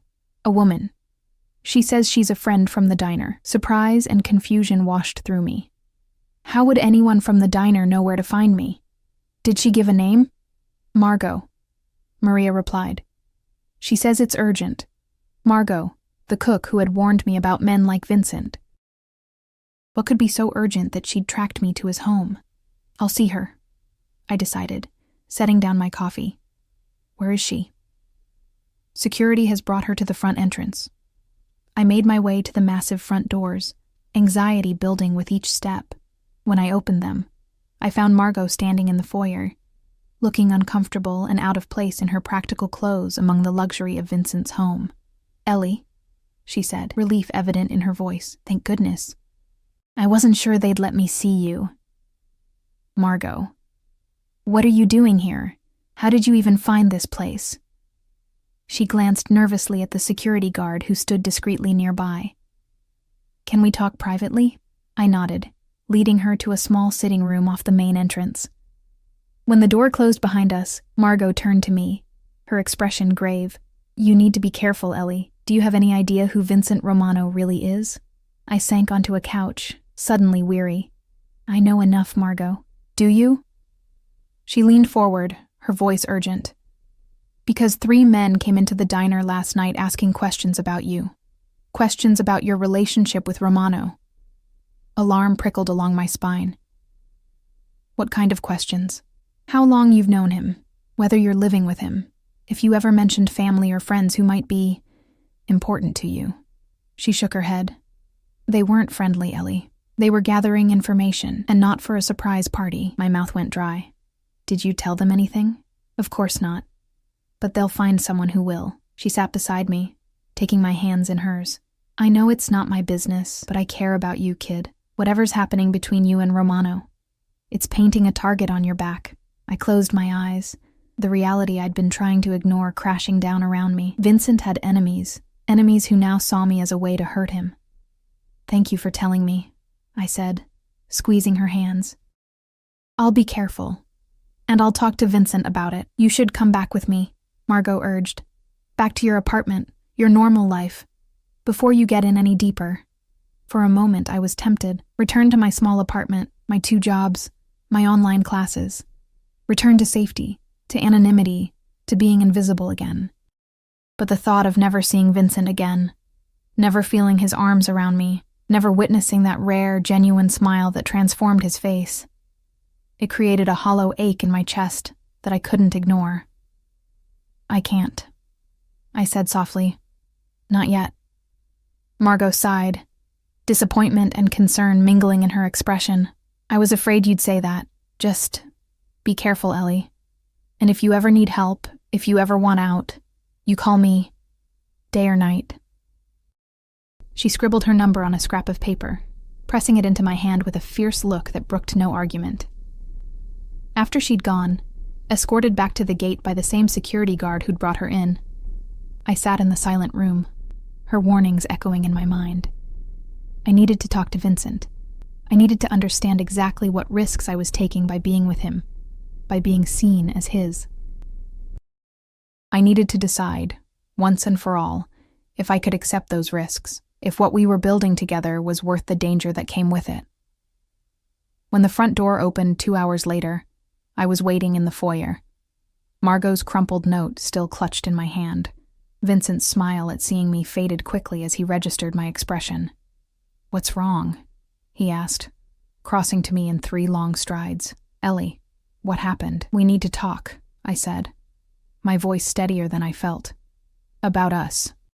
About what it means for me to be with you. About the people who came to the diner asking questions about me last night. His expression darkened dangerously, a muscle ticking in his jaw. Who came to the diner? He demanded, his voice low and controlled. Tell me everything. And so I did, watching as Vincent's face became a mask of cold fury. When I finished, he pulled out his phone, barking orders in rapid Italian. I caught names, locations, instructions that sounded ominous, even in a language I didn't understand. When he ended the call, he turned to me, his eyes blazing with a rage that would have terrified me if I didn't know it wasn't directed at me. No one threatens what's mine, he said, his voice like ice. No one. I'm not yours yet, I reminded him, needing to establish that boundary. I haven't decided. Vincent's expression softened marginally. You're right. I apologize. He took a deep breath, visibly reining in his anger. But whether you've decided to be with me or not, the fact that people believe you're important to me puts you at risk, and that is unacceptable. What are you going to do? I asked, almost afraid of the answer. Send a message, he replied grimly. One that will ensure no one thinks of using you to get to me ever again. A chill ran through me at the implications. Vincent, I don't want anyone hurt because of me. Not because of you, he corrected, his voice gentle despite the steel beneath it. Because of their own poor choices. Because they thought they could threaten what I care about without consequences. He stepped closer, cupping my face in his hands. I meant what I said yesterday, Ellie. I'm falling in love with you, and I will do whatever is necessary to protect you. Always. In that moment, looking into his eyes, fierce, determined, filled with an emotion I couldn't deny, I made my decision. For better or worse, my life was now entwined with Vincent Romano's. The dangers, the complications, the shadows of his world. I would accept them all, because the alternative, living without him, had become unthinkable in the span of a single week. I'm falling in love with you too, I whispered, the admission both terrifying and liberating. And I want to stay, here, With you, whatever that means, whatever risks it brings. I choose you, Vincent. The mask of cold fury melted away, replaced by a joy so pure, so unguarded, it transformed him.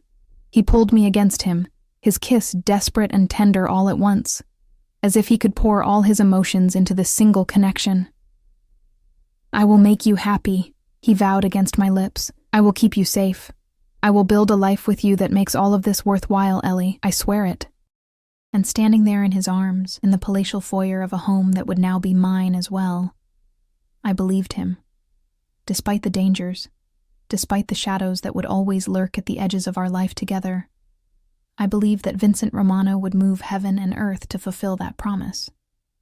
I had made my choice. I had stepped off the edge into the vast unknown, and somehow, impossibly, it felt like coming home. 6 months later, the ring on my finger caught the morning light as I reached for my coffee mug. The emerald-cut diamond was substantial without being ostentatious, flanked by smaller diamonds set in platinum, elegant, valuable, yet somehow understated, much like the man who had placed it there 3 months earlier. "You're up early," Vincent observed, entering the kitchen in his workout clothes, a light sheen of sweat glistening on his skin. He bent to kiss me, his hand automatically finding its place at the small of my back, a gesture so familiar now, so comforting in its consistency. "Nervous energy," I admitted. "Today's the big day." His smile was warm, proud. Sweetness and light opens its doors. The city won't know what hit it. I laughed, the sound still tinged with disbelief at how quickly my life had transformed.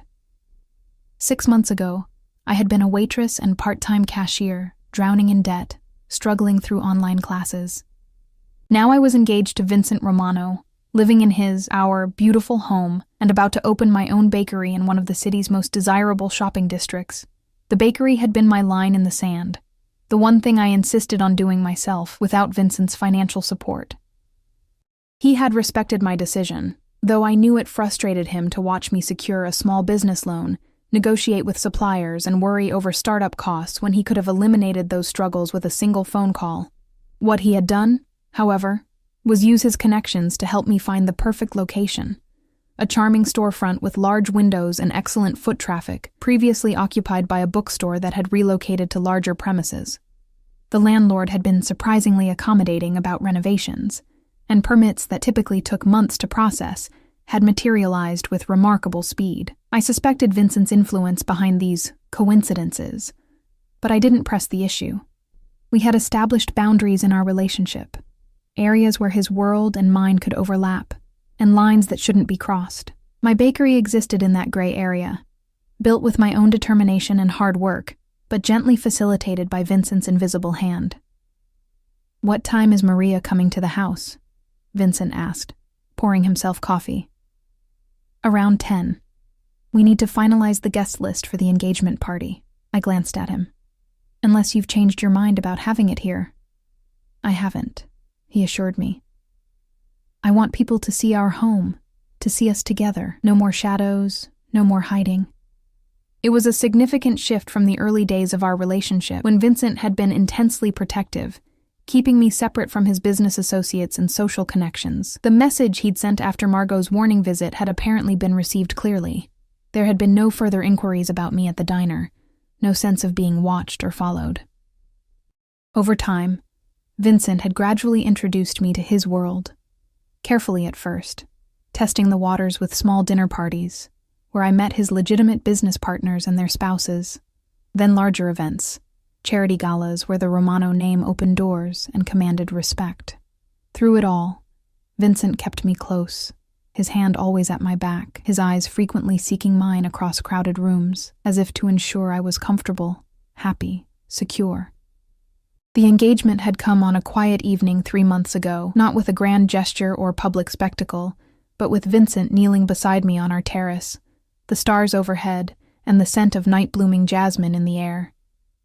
His proposal had been simple, direct, like the man himself, a promise of protection, partnership, and passion for as long as we both lived.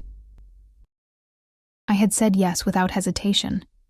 my earlier fears about his world subsumed by the certainty that whatever challenges we faced, we would face them together. "I should get going," I said, glancing at the clock. "I want to be there when the staff arrives for final training." Vincent set down his coffee mug to pull me into his arms, his kiss more thorough than the casual greeting earlier. "I'll be there at noon," he promised, "with lunch for everyone." "You don't have to do that," I protested weakly, though I was touched by the gesture. "I want to." He replied simply, "This is important to you, which makes it important to me." Another boundary we'd established. Vincent would never set foot in the bakery during business hours. His presence would inevitably change the atmosphere, make customers uncomfortable or overly curious. Sweetness and Light needed to succeed or fail on its own merits, not because of its connection to the Romano name. But today was different. Today was a private training day before tomorrow's grand opening, and Vincent wanted to show his support for me and for the small staff I'd assembled. A pastry chef with formal training to complement my self-taught skills, 2 baristas to handle the coffee service, and a front-of-house manager to keep everything running smoothly when I needed to focus on baking. I kissed him once more, then grabbed my purse and the tote bag containing my chef's whites. "See you at noon," I said, already mentally reviewing my to-do list for the day. Anthony was waiting by the car, as punctual and impassive as ever. In the 6 months I'd lived with Vincent, I'd come to understand that Anthony was more than just a driver. He was Vincent's most trusted security, his right hand in matters both public and private. The fact that Vincent assigned him to drive me spoke volumes about my position in Vincent's life. "Good morning, Anthony," I greeted him as he held the door. "Baker Street, please." He nodded, the ghost of a smile touching his usually stoic features. "Congratulations on your opening day, Miss Ellie." The easy formality between us had become comfortable over time. Anthony kept a professional distance, but there was a warmth in his manner that hadn't been there in the beginning. I suspected Vincent had told him about my insistence on building the bakery myself, without financial help, and that Anthony respected the decision more than he let on. As we drove into the city, I watched the familiar landmarks pass by, marveling at how differently I viewed them now. 6 months ago, I had been an invisible girl, struggling to survive. Now I moved through the world with a new confidence, a sense of belonging that came not just from Vincent's protection, but from discovering my own strength through loving him.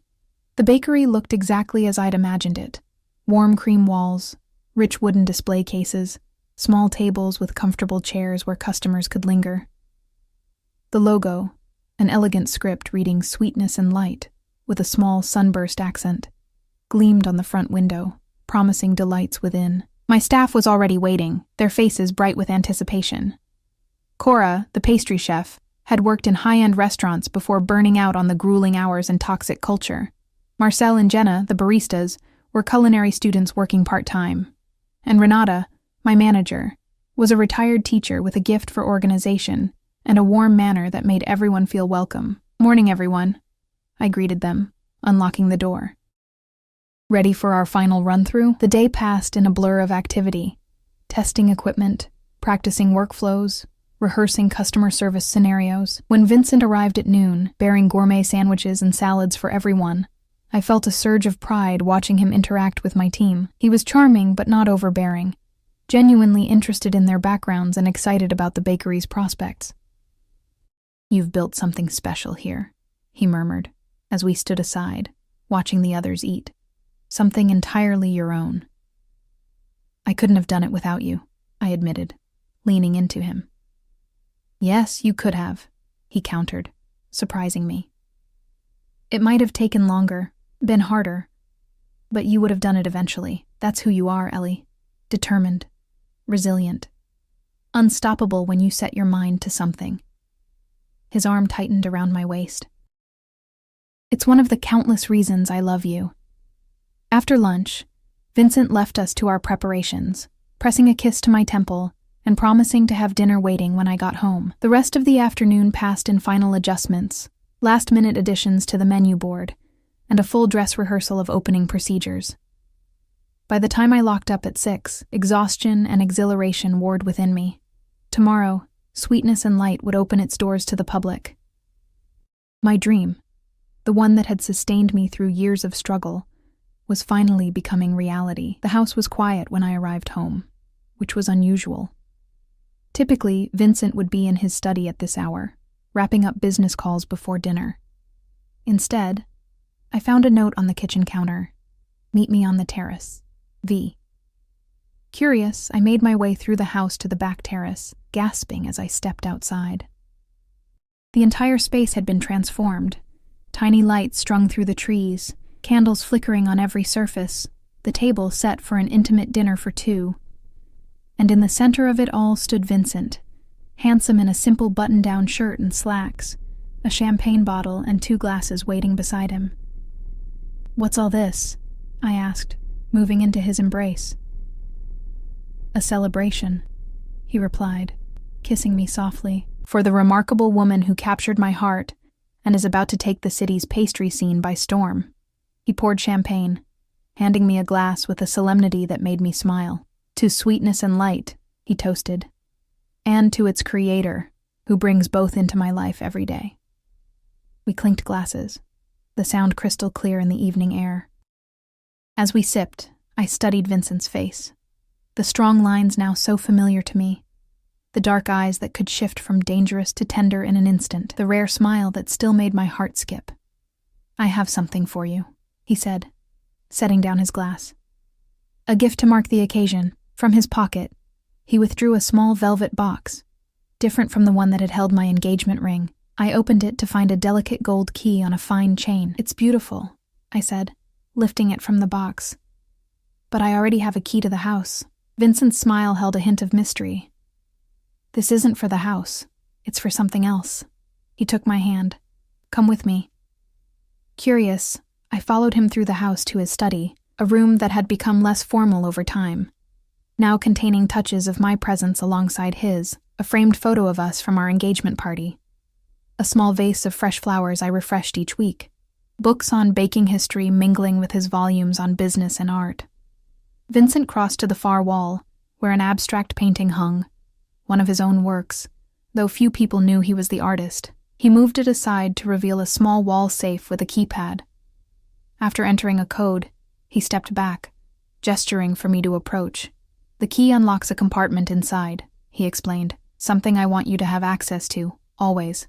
Confused but intrigued, I inserted the small gold key into a lock within the safe. The compartment opened to reveal a stack of documents, legal papers, from what I could see of the top page. "What are these?" I asked, carefully lifting the stack. "Insurance," Vincent replied, his expression serious. "Of a sort." I examined the documents more closely, understanding dawning as I read. The top paper was a deed to a house in my name, in another state. Below that were bank statements showing substantial accounts, also in my name.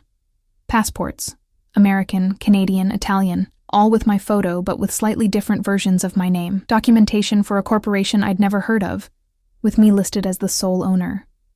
And at the bottom, a handwritten letter from Vincent. "What is all this?" I asked, though I already knew the answer. Vincent took my hands, his eyes intense. "It's an escape plan, a way out, if you ever need it. If something happens to me, or if my world becomes too dangerous for you, or if you simply decide one day that this life isn't what you want anymore." I stared at him, speechless. The documents represented a level of planning, of consideration for my well-being, that was staggering. "Vincent, I don't expect you'll ever need it," he continued, his thumb tracing circles on my palm. "I intend to keep you safe, to make you happy, for the rest of our lives. But I want you to have choices, Ellie. Always. I never want you to feel trapped, not even by love." Tears filled my eyes as the magnitude of his gift sank in. Vincent Romano, who controlled everything in his domain, who protected what was his with fierce determination, had created a pathway for me to leave him if I ever needed or wanted to. It was perhaps the purest expression of his love I'd ever received. The freedom to walk away, to be safe even if the worst happened. "I love you," I whispered, wrapping my arms around him. "I love you so much it terrifies me sometimes." He held me close, his heartbeat steady against my ear. "I know. I feel the same way." He pressed a kiss to my hair. "But I don't want fear to be any part of what's between us. Not fear of my world, Not fear of the future, not fear of being trapped. Only love, Ellie. That's all I want between us. We returned to the terrace, to our intimate dinner and champagne beneath the stars. As we ate and talked, about the bakery's opening tomorrow, about the engagement party next month, about our future together, I felt a peace settle over me that had been building gradually since that first night at Martin's grocery.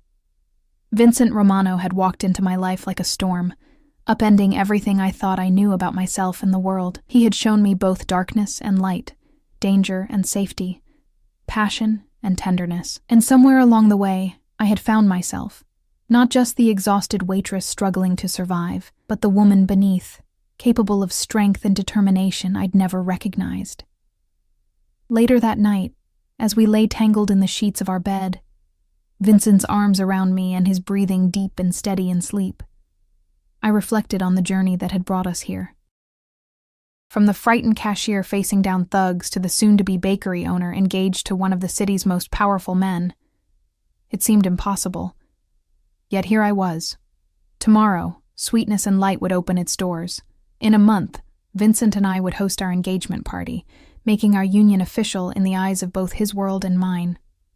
And someday, perhaps sooner than later, we would stand before family and friends to make vows that I knew in my heart we had already begun to fulfill, to protect, to cherish, to choose each other every day despite the complications, the danger, the shadows that would always lurk at the edges of our life together. Vincent stirred in his sleep, his arms tightening around me as if even unconscious. He sought to keep me close, to keep me safe. I pressed a kiss to his chest, directly over his heart, and settled more deeply into his embrace.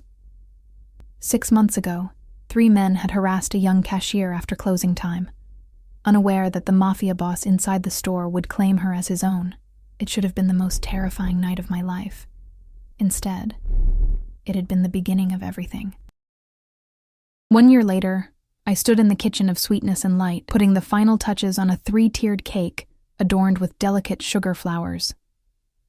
The bakery had exceeded even my most optimistic projections, developing a loyal clientele and garnering attention from local food critics who praised our creative offerings and warm atmosphere. We'd expanded our hours and hired additional staff, and there was talk of opening a second location in the coming year. "It's perfect," Renata declared, admiring the cake.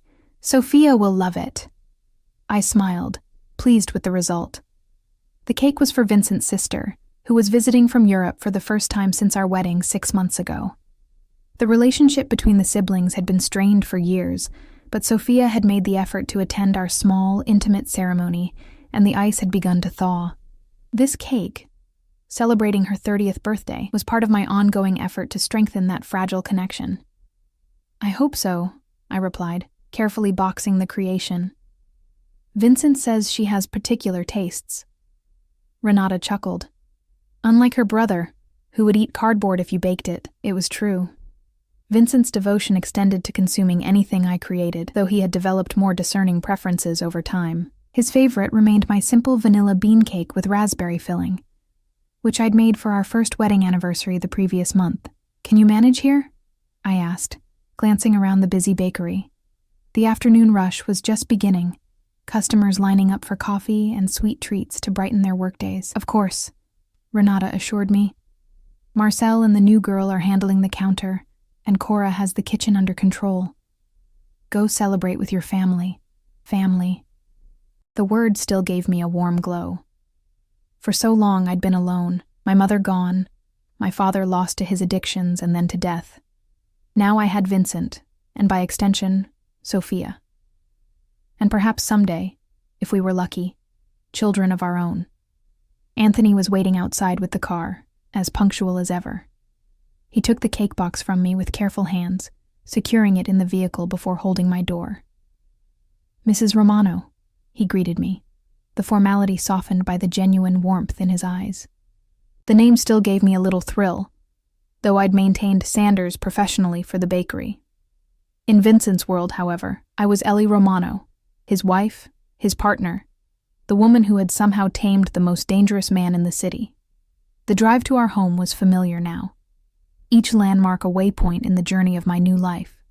As we approached the gates, I felt the usual sense of homecoming.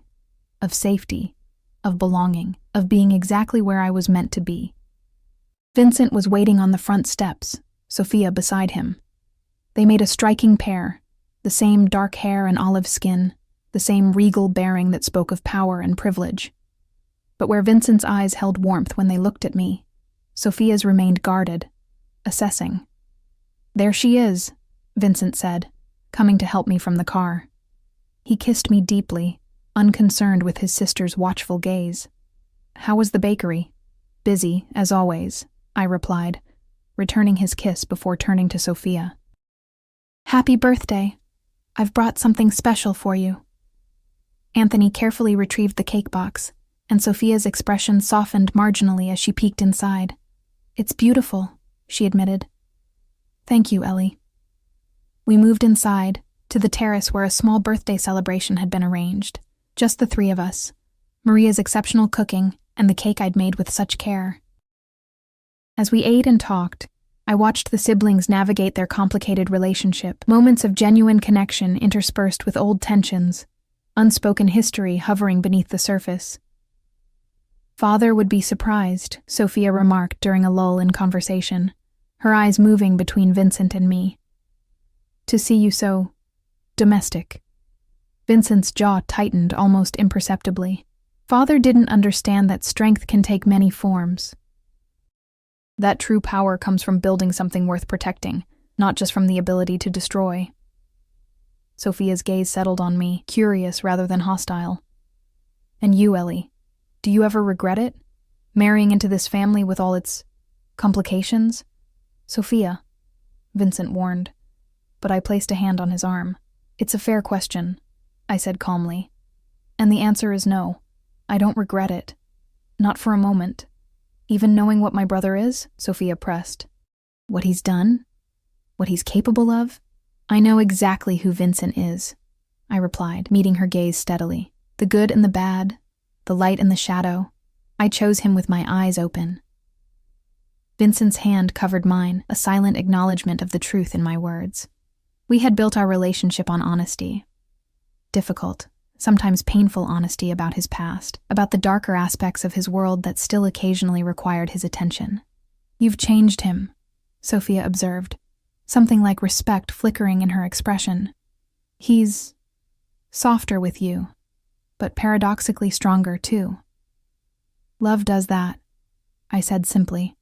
"It makes us vulnerable and invincible at the same time." Later, after Sophia had retired to her guest suite and Vincent and I were alone in our bedroom, he pulled me into his arms, burying his face in my hair. "Thank you," he murmured. "For today, for everything." I understood what he meant, for accepting his sister despite her guardedness, for creating a home where healing could begin to take place, for loving him completely, shadows and all. "It's what family does," I replied, leaning into his embrace. "We hold space for each other. We forgive. We try again tomorrow." Vincent's arms tightened around me, his body solid and warm against mine. "Do you know what today is?" he asked, his voice soft against my ear. I thought for a moment, then smiled as realization dawned. 18 months since Martin's grocery. Since 3 thugs harassed a young cashier, unaware that the Mafia boss inside would claim her as his own. "The most important night of my life," Vincent said, drawing back to look into my eyes. "The night I found you. The night we found each other," I corrected gently. "The night everything changed." He nodded, his expression solemn. "I've spent the day thinking about how different my life would be if I hadn't stopped at that store, if I hadn't been there when those men came in, if I hadn't seen you standing your ground despite your fear. We would have found each other some other way," I said with a certainty that surprised me. "Some things are meant to be, Vincent. I believe that now." His smile, that rare, genuine smile that transformed his face and made him look younger, unburdened, was my reward. "So do I," he agreed, bending to kiss me. "So do I." As night settled around our home, I thought about the journey we'd taken. From that first intense encounter to this moment of quiet intimacy, the path hadn't always been smooth. There had been adjustments, compromises, moments when Vincent's world had threatened to overshadow mine, But through it all, we had chosen each other, again and again, building something neither of us had dared to imagine before that fateful night. A bakery owner and a mafia boss. An unlikely pair, an improbable love story, but somehow, impossibly, it worked. We worked. And as Vincent's arms encircled me and his breathing deepened in sleep, I knew with absolute certainty that I wouldn't change a single moment of our story, from its dangerous beginning to this peaceful night, and all the chapters yet to be written. In the morning, I would return to my bakery, to the life I had built with my own hands. Vincent would attend to his businesses, continuing the process of legitimization he had begun before we met, and in the evening, we would come together again, two people from different worlds who had created something beautiful between them. Sweetness and light, indeed.